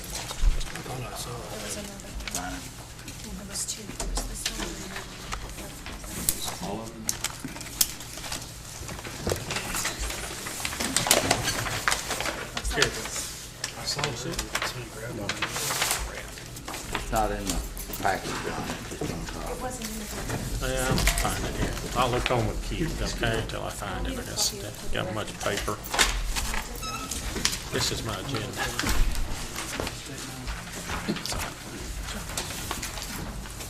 James, that was interesting. All these studios got one. I saw it. I'll look on it. Oh, I'm sure. John threw it away. But I need some more paper. Do we have an overhead? We did not get the overhead done, no, sir. Well, I can start. Yeah, you can start. We can start Hey, talking. go ahead and start. I'll just Yeah. look on here. If I may, let me address the difference between what Brian had said between the $8 million unfunded and $2 million unfunded liability. What has happened is the liability that is computed, it's computed on two bases. One basis is based upon service to date, how much service everybody has, therefore what benefit they earned, and what their pay increases are going to be in the future. And that's called the projected benefit obligation. So it takes into account future salary increases, but it looks at service to date. The accrued benefit obligation, which is gives you the lower unfunded, takes just into account the pay over the last 5 years, if that's what was your highest five. So consequently, by freezing this plan, as Mr. McDougall said, we will not have to worry about the liability for future pay increases because the liability will be based upon pay earned over the last 5 years for most people. But for that, we're putting in a plan that's 5% of pay. As he said, 5% for the first 5 years, 10% contribution for the next 5 years, and 15% a year after that. Now I would like to get into the costs. There are various methods to use, but if we use a consistent method between these two plans, the costs for the, and I'm looking at the two columns to the far left on this sheet. The cost for the defined benefit plan is 25.71% of pay. Now let me describe what that is. The Director of Human Resources, and you all know her, the 25.1% is next to the bottom percentage.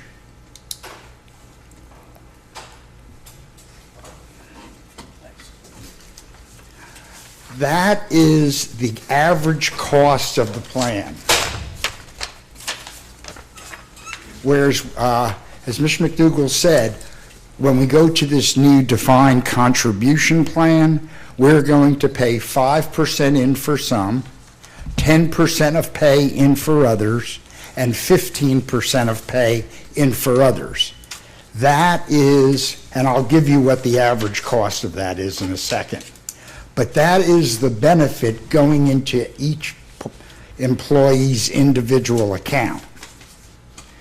On the defined benefit, the 25.71% of pay is not the cost going into everybody's individual account.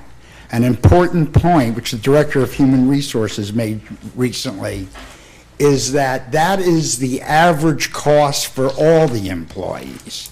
And that becomes critically important because under a defined benefit plan, if I have someone who is many years away from retirement, let's say I have somebody who's 25 right now and cannot retire with full benefits without a reduced benefit until he's 55 and meets the rule of 80, has his age plus his service equals 80.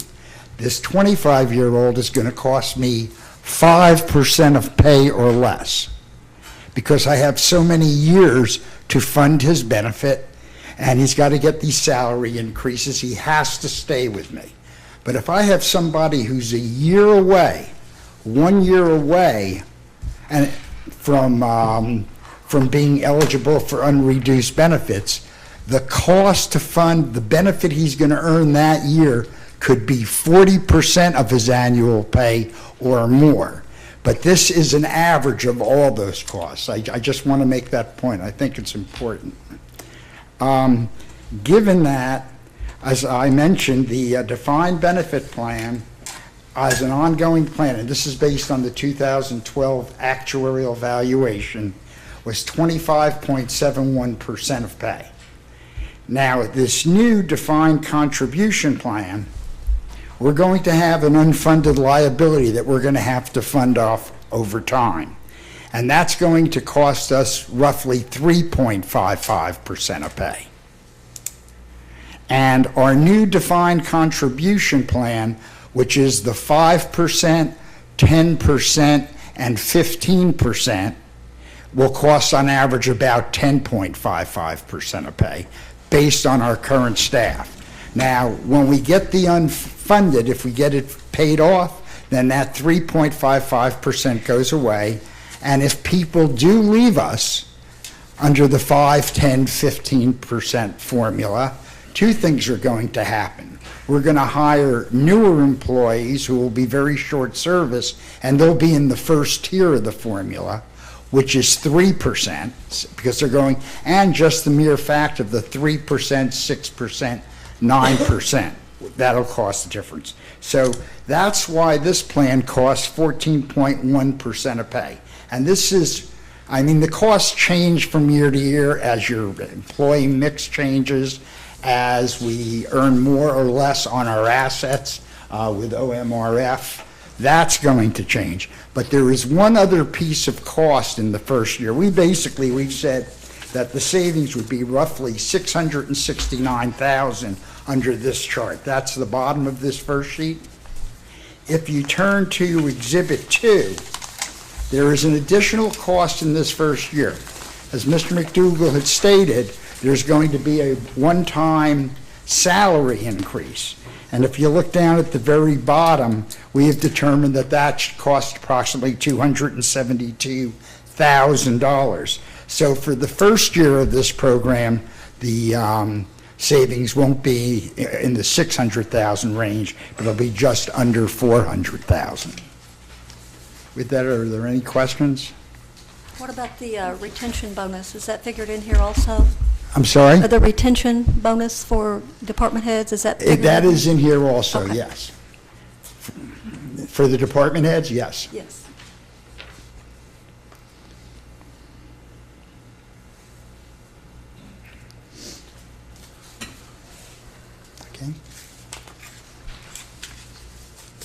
Okay. We're not ignoring you, we're just trying to digest all these things Okay. that you've said to us. All right, at least that's myself. I'm not.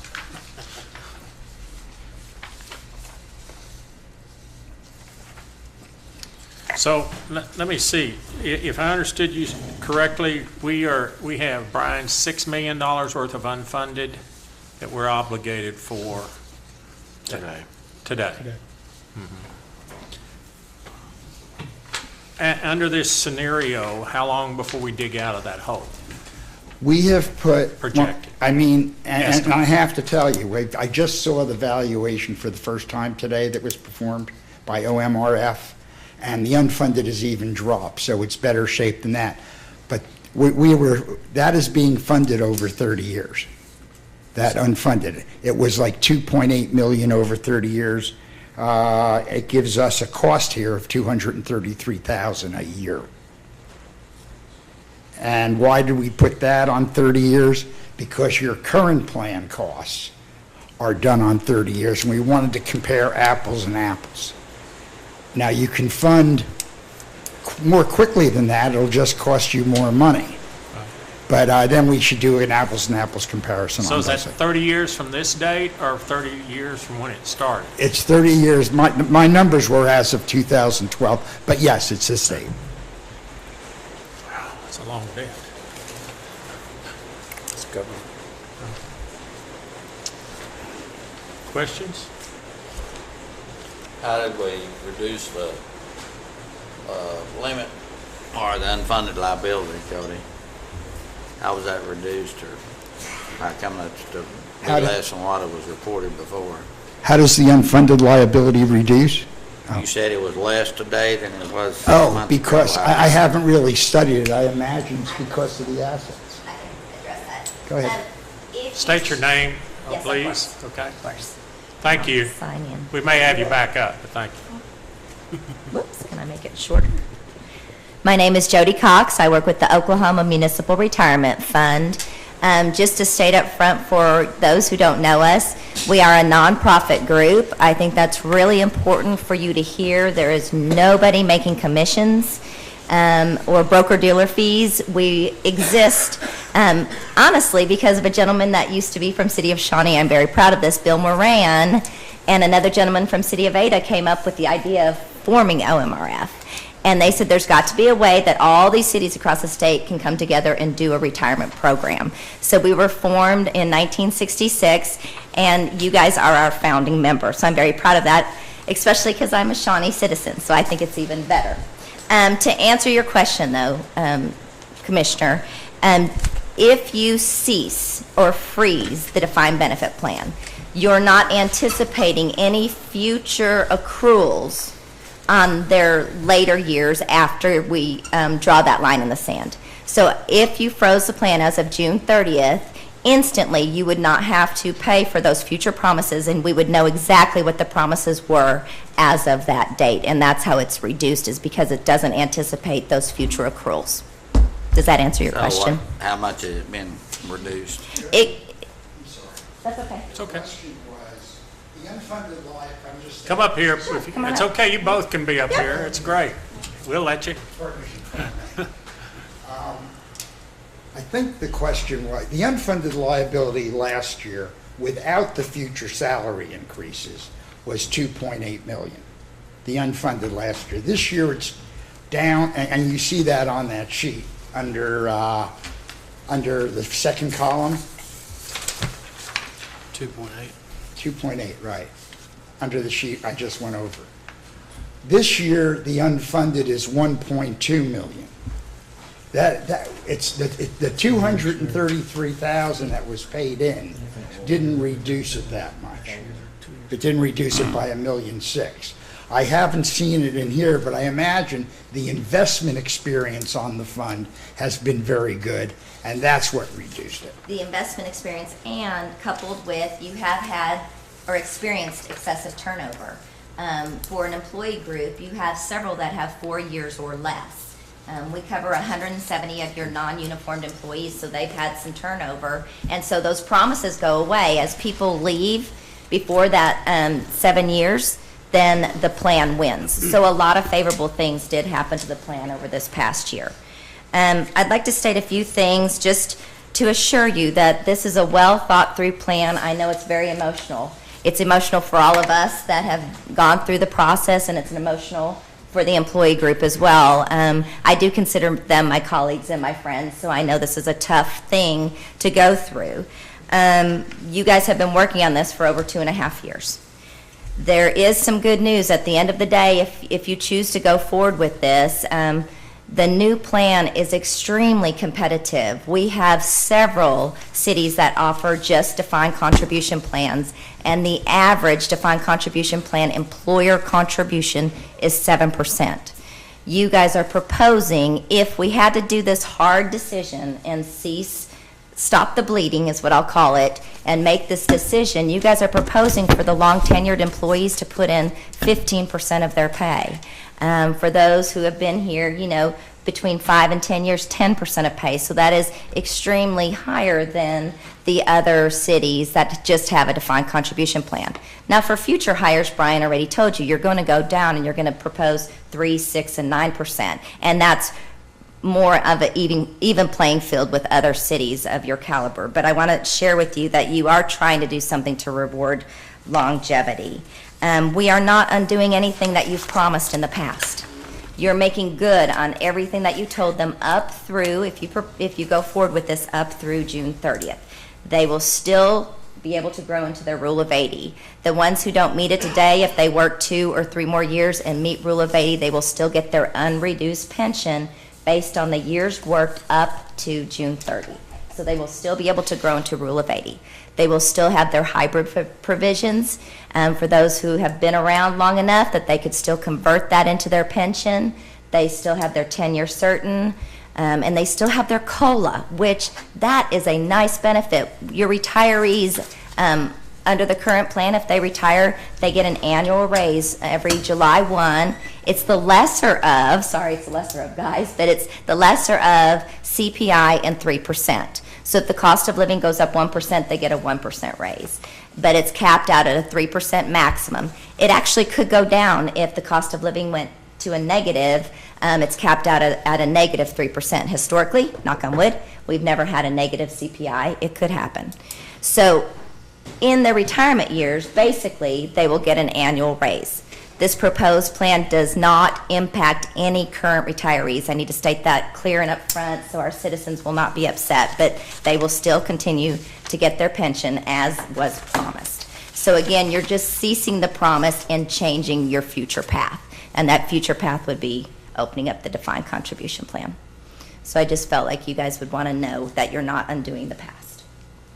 I have a question. Yes, Did I please. hear you say that after a person retires, they still can get increases? Yes. Under yes. this plan? Under this proposed plan, if they draw a monthly check, they will still continue to get their cost of living raises. I just think that you guys were very, when we were putting this together, everyone was very concerned about trying to grandfather as much as we could and still allow the new plan to be affordable. So yes, they will still grow into their cost of living. Commissioners, that's on the existing DB plan, Right. not on the DC. Right. So the ones that have the majority of their service under the defined benefit plan, they will still get their cost of living. Anyone with any benefits under the defined benefit plan will still get their cost of living raises in their retirement years. I'd be happy to answer any other questions, or if you want to. Commissioners, any questions? There are some concluding thoughts, but I'll wait to hear questions. Anybody? Okay. Is there some people here that's going? Yeah, I'm going to offer, Okay. I'm going to give the Let's opportunity wait for till- people And that then are I'll in come back. favor, are opposed to this, speak, and Okay, then I'll come okay. back. Thank you. Sure. As I said earlier in public comments, for anyone that would like to speak against this, of us considering this, please feel free to come up and speak freely with us and your thinking. Okay? Be sure and state your name in that microphone, please, so that, Frank Loman. so people. Tonight, I come up here because I'm confused on this situation. I know you're trying to get your job to protect this city and lead us forward, but an example, I'll use just me alone. Me and Cindy have kind of crunched our numbers to see what I've come up with. And compared to what I receive at home in the mail, it tells me that I'm going to receive this many dollars once I retire. What we've come up with says that I'm going to lose $737 a month is what I'm going to lose. Yet tonight, Jody sit here and tells me, no, it's not that way. Do y'all understand this any better than I do? Because right now, I seem to say that if I stay, I'm losing money. So why would a person my age, and I'm one of the older guys, is going to get stuck out You here? are? Yeah, I'm not the Don't look 25-year-old guy that's going to live this new plan and going to come You up look with young. it. I'm the guy that's already at the top of the pier, and I'm already here. So my time is factored in just on a few years, not very many at all. And all I'm saying is if you're looking at all this, and me and Mr. Smith have talked today,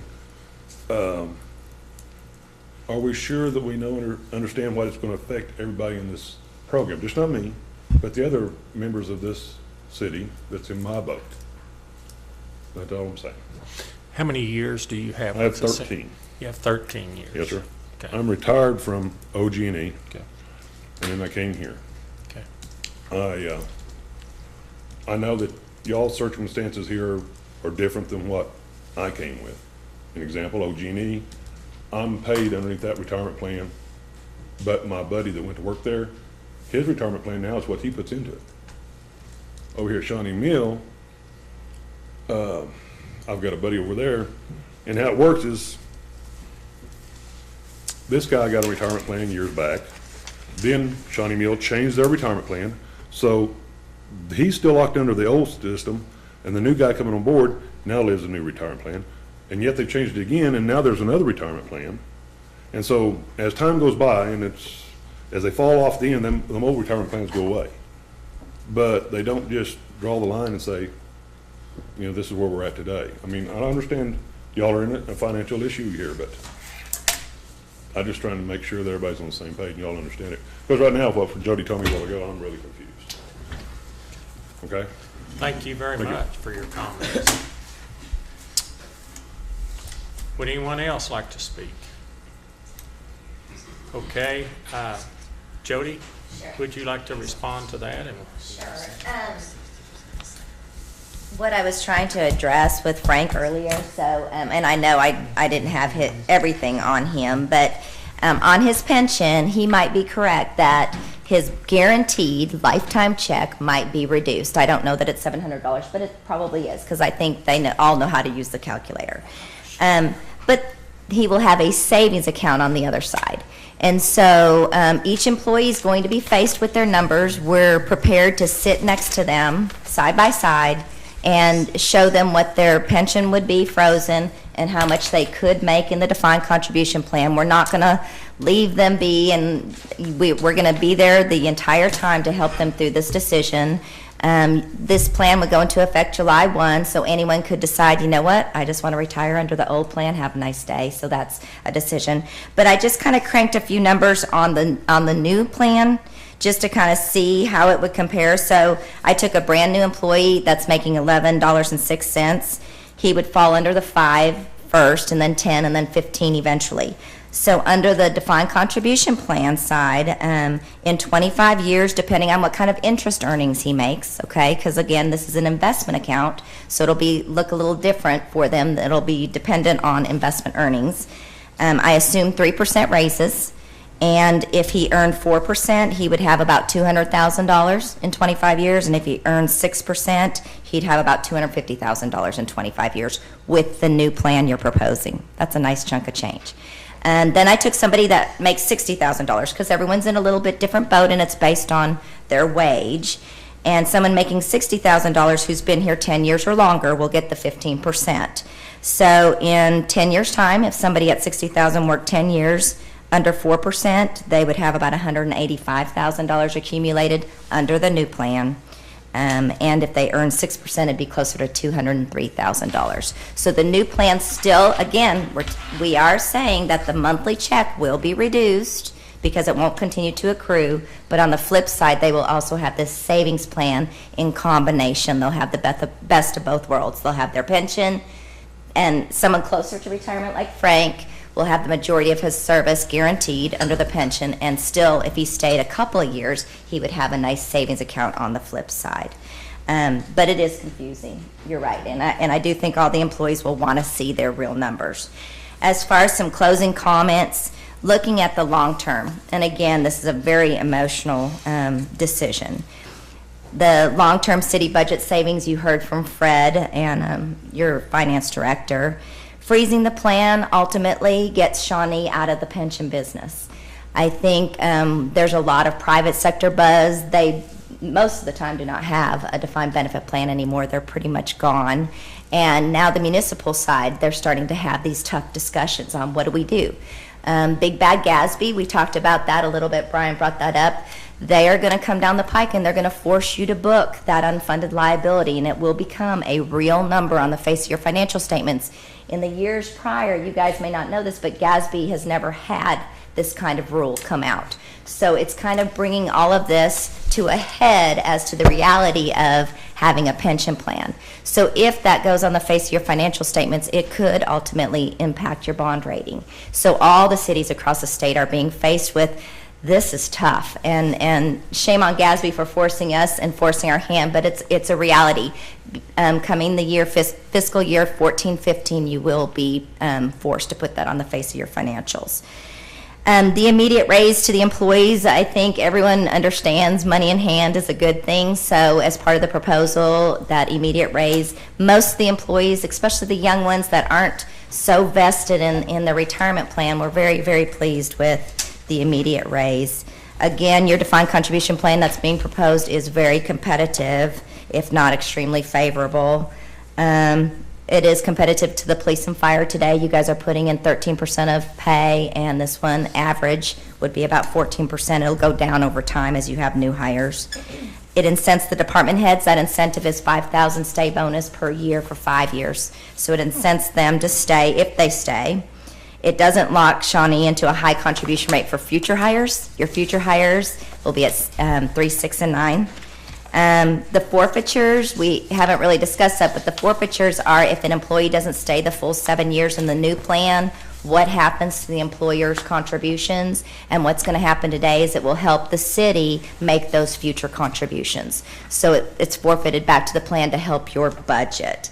It keeps the defined benefit plan promise that you made up through June 30 still intact, and nothing is being taken away from the prior to June 30th. It allows the employees to continue to vest and grow into the Rule of 80. Does not take away the COLA. I think that's huge, and I think the mayor recognized that, and it doesn't take away the hybrid feature. All these things that are possibly going to be amended tonight can always be changed in the future if times get great again. Bring back the pension plan. You know, these are all tough decisions you have to make, but all things can be amended. There's no guarantees. And I think with that, I'll ask for any more questions. We have some questions. Go ahead, James. Please. Well, I can make the tough decisions, but I want to make sure that everyone's informed on where they stand and where they'll be in the future. And I'm not sure that, I'm not sure tonight that everybody understands. And that's one concern that I have. If it takes 2 weeks or 3 weeks or another 30 days to do that, then I think all the staff, and more especially those at 10 years or more, should, fully understand where they're going to be in 10 years. And that's a great point. We did introduce these proposed plans stating that it wasn't done yet, but that we wanted the employees to be informed on April 1st. Since April 1st, and I did tell them that they could call me. Tammy also said they could talk to her. So any of your employees that were interested did call, and I have been working through their numbers with them specifically. Most of the time, I'd say almost 100% of the time after the phone call, they felt better. They understood that the pension is freezing, but they felt better. The ones that actually did call me, I really talked through. But you're right, not everybody had their exact numbers. And I'm sorry, Frank, we should have had a discussion prior to tonight. But we were completely available the last 15 days to answer any questions that they had. But that's a good point. Thank you. When I had a conversation with our manager, my concern is education here. You bet. And I think that if, like James said, I would entertain the idea that we get each individual employee a total idea exactly on paper so they can see. I know that there's some assumptions of interest rates and returns and that kind of stuff, but this is difficult for them, and it would be for me too. And I've been in the business for 40 years. Right. So it would be very difficult for me to sit back and just imagine what this is going to do if I can't see it on an estimate, a good faith estimate printed. Right. We made a judgment call because we didn't know how this was going to go tonight and if you guys were going to pass it or not. And so we didn't want to alarm them either by showing them numbers. But we are fully prepared to help them with their numbers however you guys see fit. I have a concern about every employee, and the reason I say that is it seems to be the biggest concern is for the ones that have been here a longer amount of time. And you're talking about how many employees do we have that are non-union? Probably right now 165 or 70. 165 or 70. That's pretty time consuming. How many of those fall in that range of more seniority or within the next 10 years falling or going to the 80 rule? 30 or 40, Tammy? 30 or 40, Tammy? I think it was less than that. I think it was closer to 20. Okay. Okay. We're kind of in that catch-22 situation also, Commissioners, because we wanted to inform the staff about what was going on, but there's a lot of effort and expense that goes into sitting down with 170 employees, so we needed to get some direction from Commissioners too, and I completely agree with you guys. We want to inform our staff as best we possibly can, but we're in one of those situations. Well, Jody, let me see again. I was I received a Oklahoma Municipal Retirement Yes. Fund comparison of benefits. Yes. And I guess one question is, I have on the defined contribution, can employees contribute to it? Yes, they can. Where they can't on our, they're not on our other plan? Well, they are current plan? currently not contributing to the other plan. Your employees put in 4.25%. Most of them, your department heads put in 8% out of their paychecks. They can voluntarily put more in if they wanted to. It would be after tax if they wanted to do so. Your current defined benefit plan, at one time, years ago, the employee contribution rate of 4.25 did go into the defined benefit plan. But when the plan became so funded, they decided to open up the supplemental defined contribution plan. So yes, employee contributions can go into the DB plan. Today, yours is non-contributory.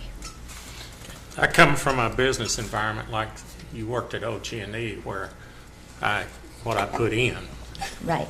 is kind of what I got back, and they basically didn't give much back on their side. Actually, they matched up to, I think, $13,000 or something like that for a retirement and all that. But when I looked at this chart, yes, and under the defined contribution plan, our plan out of 76 cities listed here, our plan would be greater than 75 of them. That's right. Under this That's defined contribution plan, That's exactly right. showing what it is. In fact, at the highest level, the employees that are making 15%, that you would make 15% into their retirement, that is the highest we would have in the state. So that's what my point was, that your defined contribution plan you're proposing is incredibly competitive, if not favorable. But while it's competitive, Yes, the fact remains is we're going from 23% Right. roughly to 15 or Right. 14, and probably an average of 14 Right. overall, Right. right? Yeah, that's going to cost, some people, $9,000 a year or something, but I Well, don't know what else you okay. do in this environment. remember that the 23% that's going into the defined benefit plan is not going into the employee's account. Okay. It does not go into an account balance with their name on it. It is a required, that actuary, like Fred, is a third-party mathematician. They're very educated, by the way, Fred, but they're a mathematician, and they have to decide how much does this pool of assets need in it to make sure that we have enough to pay those guaranteed lifetime checks. So the 23%, although, yes, you're right, it's higher than what you're proposing on the defined contribution plan, the 23% goes into the pool, not into Frank's account or Phyllis's account. It goes into the pool to make good on those guarantees. So that contribution rate does go up and down depending on what happens to your numbers. Historically, the last 6 years, your contribution rate requirement has been in excess of 20%. And that's, again, fully funded by the city. You're one of the few cities that fully fund the defined benefit plan as well. So remember that that is not what you're proposing. Your defined contribution plan, the 15% will go into an account with their name. It will be their investments, and they will have a statement that they can walk away with saying, this is mine. That's completely different than the required amount that has to go into the pool. How many other cities have switched over from defined benefit? That's a great question. Historically, over the years, I don't have that exact number, but I can tell you most of the larger cities have made a switch back in the mid-'80s and late '80s, that they went from a defined benefit plan to a defined contribution plan. And that really was very popular at that time because, think about it, the market was booming. So the employees wanted the opportunity to become the investor. And so a lot of those cities, and for a city, it is a lot easier to budget a known amount. As opposed to a defined benefit plan, you have a third party telling you how much you have to put in. Under a defined contribution plan, you, the decision makers, get to say how much is going to go into that plan. So the cities love a defined contribution plan because it is much more budgetable and palatable for them. So several changed back then. I've had several starting, okay, so there's a trend. Today, we have some cities that have a defined benefit plan that are opening up a new hire group. And it's just going to be completely different for a new hire group. We have some that are considering and have already taken away their future COLA increases.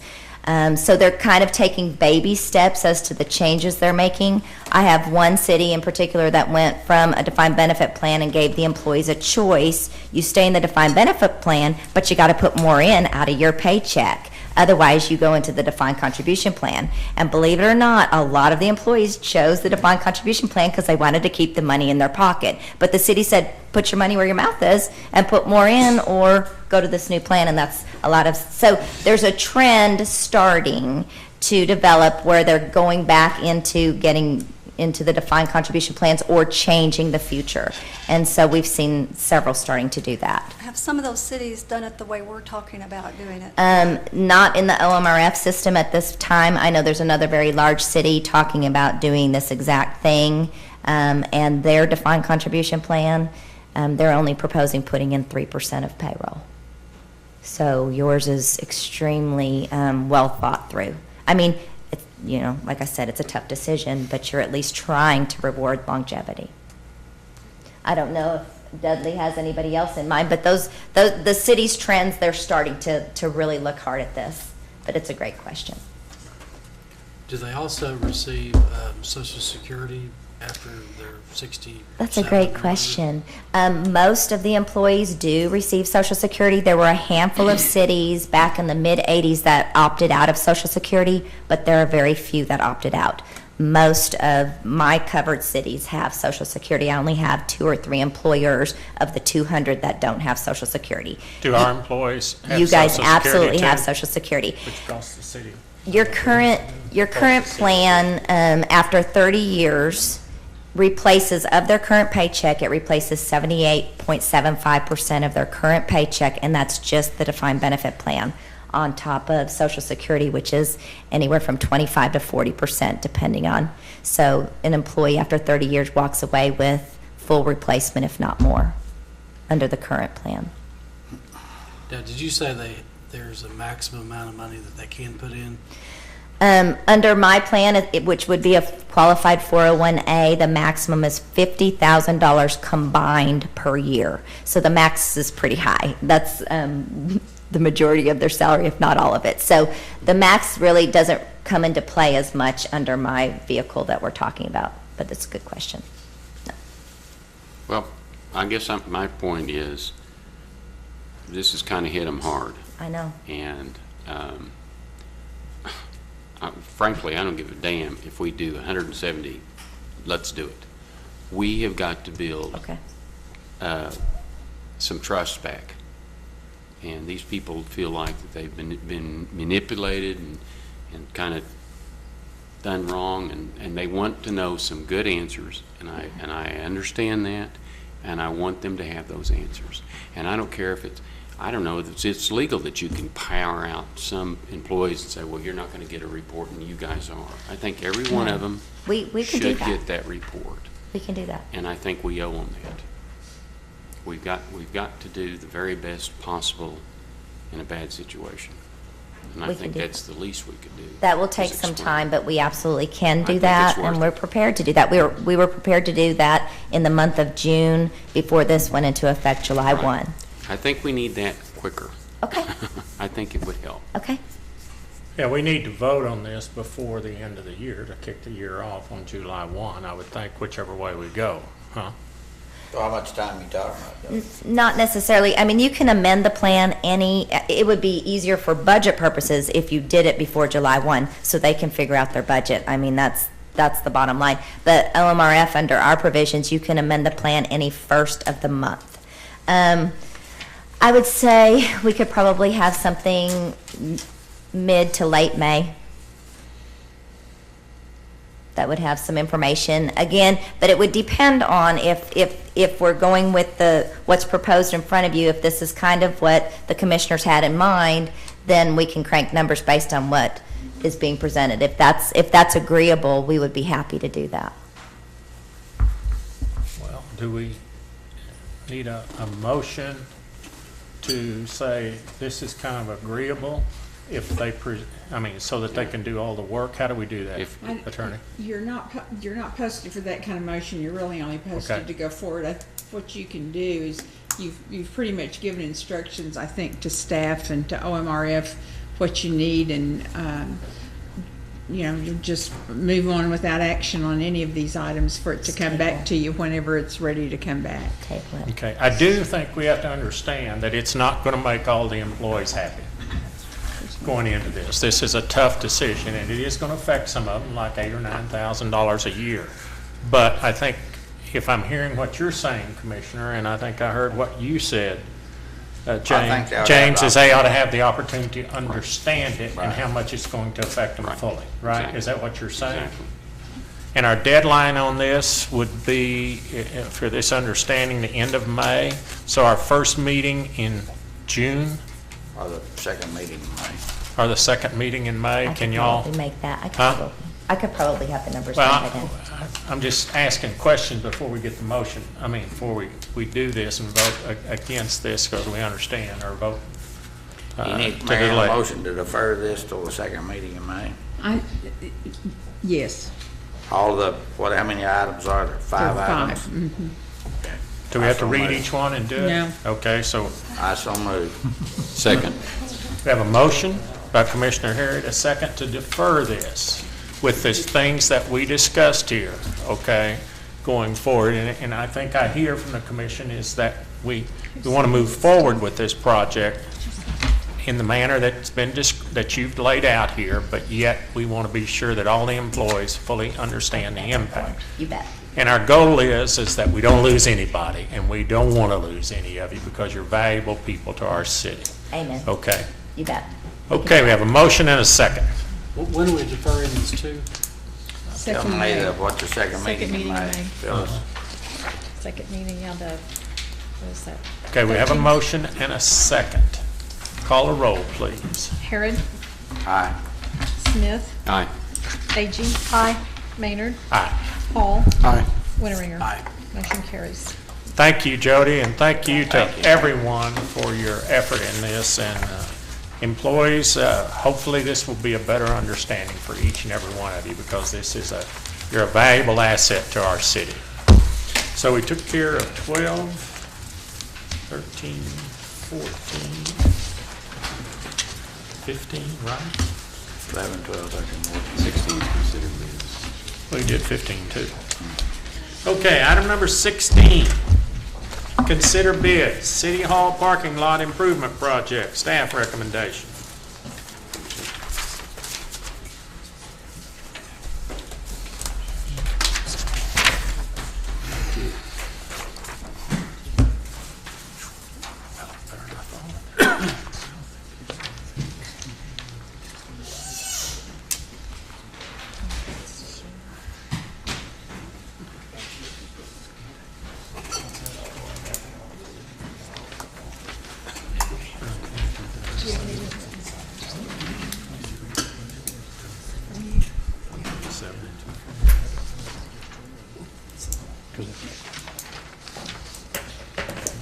Okay, first item is the bid award for the City Hall parking lot improvement. On page 52 of your, well, not 52, page 151 of your packet is the bid tabs that were tabulated. We received 3 bids.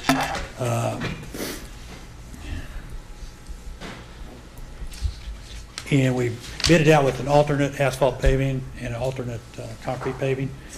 And the lowest bid came in at $192,879.50 for asphalt, and concrete paving came in at $195,235.40 for the concrete. And that marginal difference in cost, if the City Commission decides to go with this, the $3,000 is more than enough to cover any additional maintenance costs in a 20-25 year design life period. So we would recommend that concrete be the choice. The deal, though, is the low bid is from All Roads Paving, and I'm not going to hide anything from the commissioners, but they're the contractors on Independence Street paving project, and that project has gone on kind of slow, but we did start it during the winter months.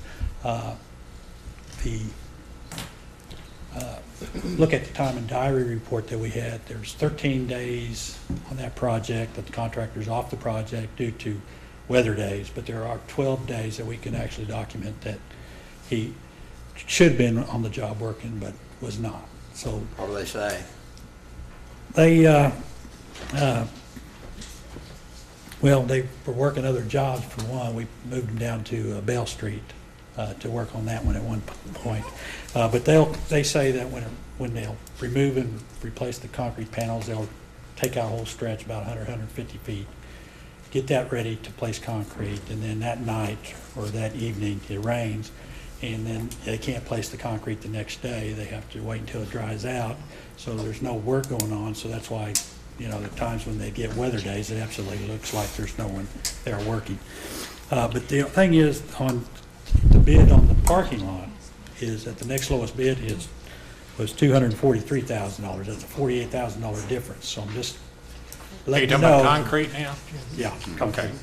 So I'm just letting you know that, you know, we would still recommend All Roads Paving for the parking lot project. We can put up with the aggravation if you guys can. I mean, because that's our job. The problem is we're getting a lot of flack, and they're getting, I understand. Independence being closed. We get a lot of calls. One-way traffic. It's awfully slow. Equipment on the roads. We get all the calls and complaints, but you know, we're not going out there to fist fight them. But the only recourse we have is if they run over time, and May 2nd is the drop dead deadline, and we have a $1,000 a day liquidated damage clause in there. So if they run over that time, we can deduct $1,000 from their contract. That information. But the other side to it is that if they're not working as fast as we want them to work, the flip side is to declare them in default, and that gives them and their surety 10 days to respond.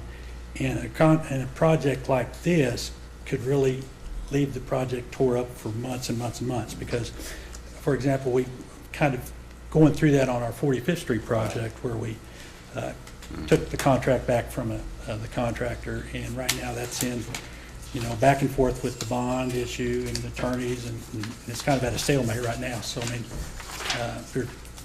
it's difficult to kick off a contractor during while actual construction's going on. That would be more of a delay.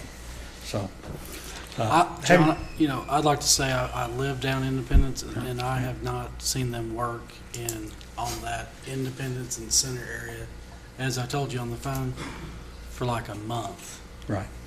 It has inconvenienced the school and everybody that lives down that way. I don't understand. I don't think it's good for our citizens to be done that way, and it's disappointing. It really is.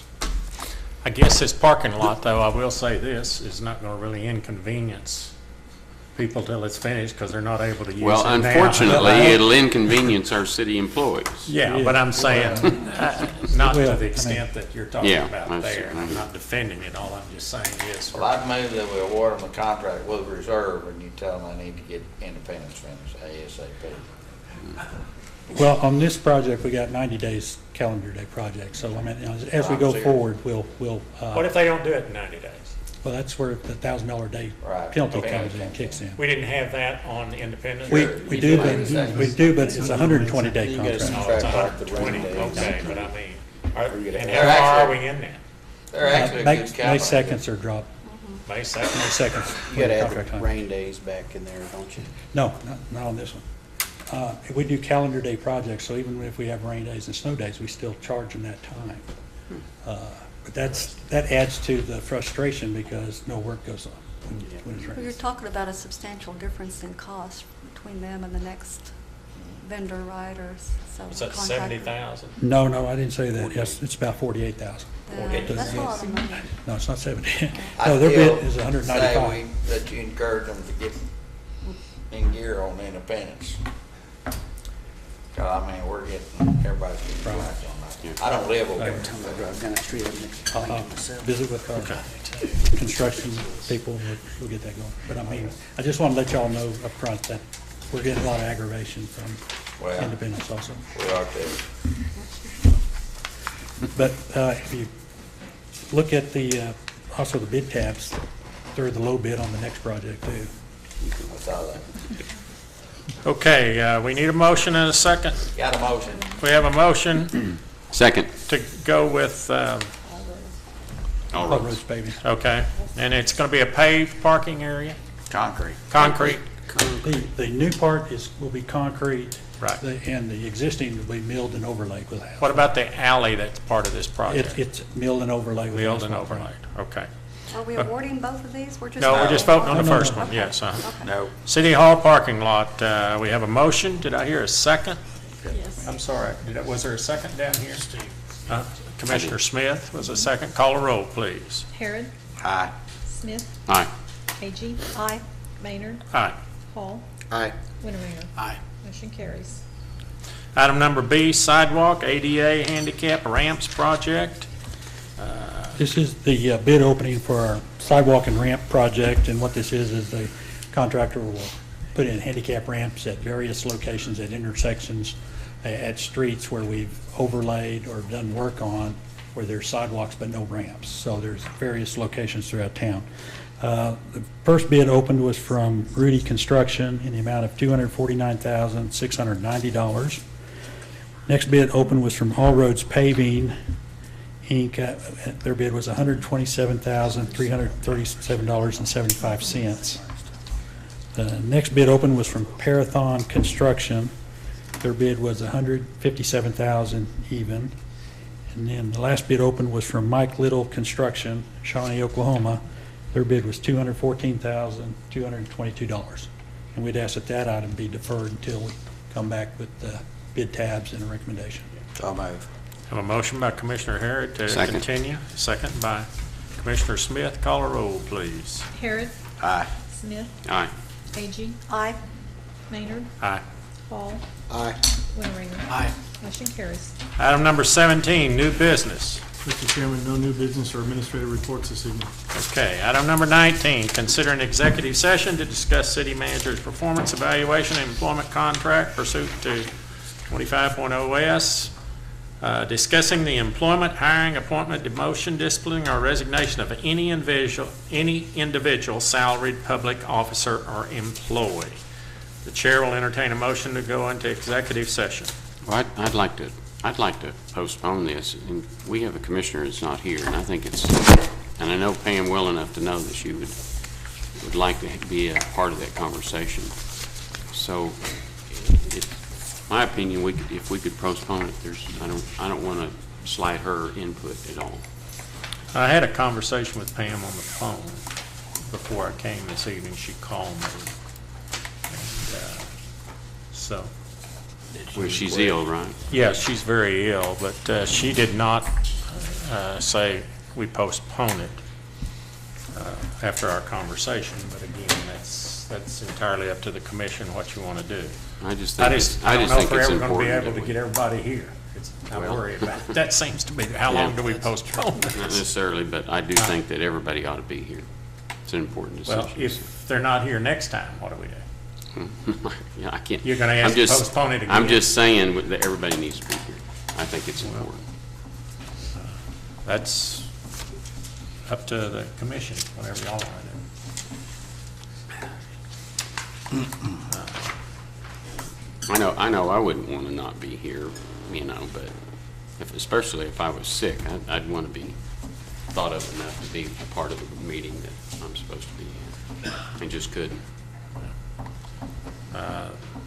Do we want to, the chair will entertain a motion of some type.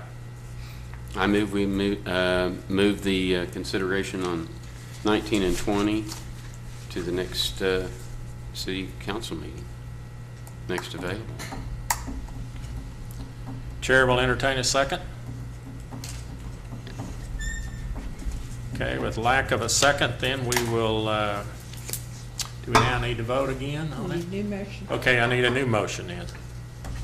Well, I was back to Commissioner Smith. If she'd made a request, I'd give it serious, consideration to postpone it if Pam would have made the request that it be postponed, but I don't really, I have Well, I'll make a motion that we go into executive session to discuss the city manager's performance. Okay, we have a motion. Do we have a second? I'll second. We have a second. Call the roll, please. A.G. Aye. Harrod. Aye. Maynard. Aye. Hall. Aye. Winteringer. Aye. Smith. Nay. Motion carries. Okay, we will go into executive session then. Proceed and, Someone needs to take notes. let's go down to that next.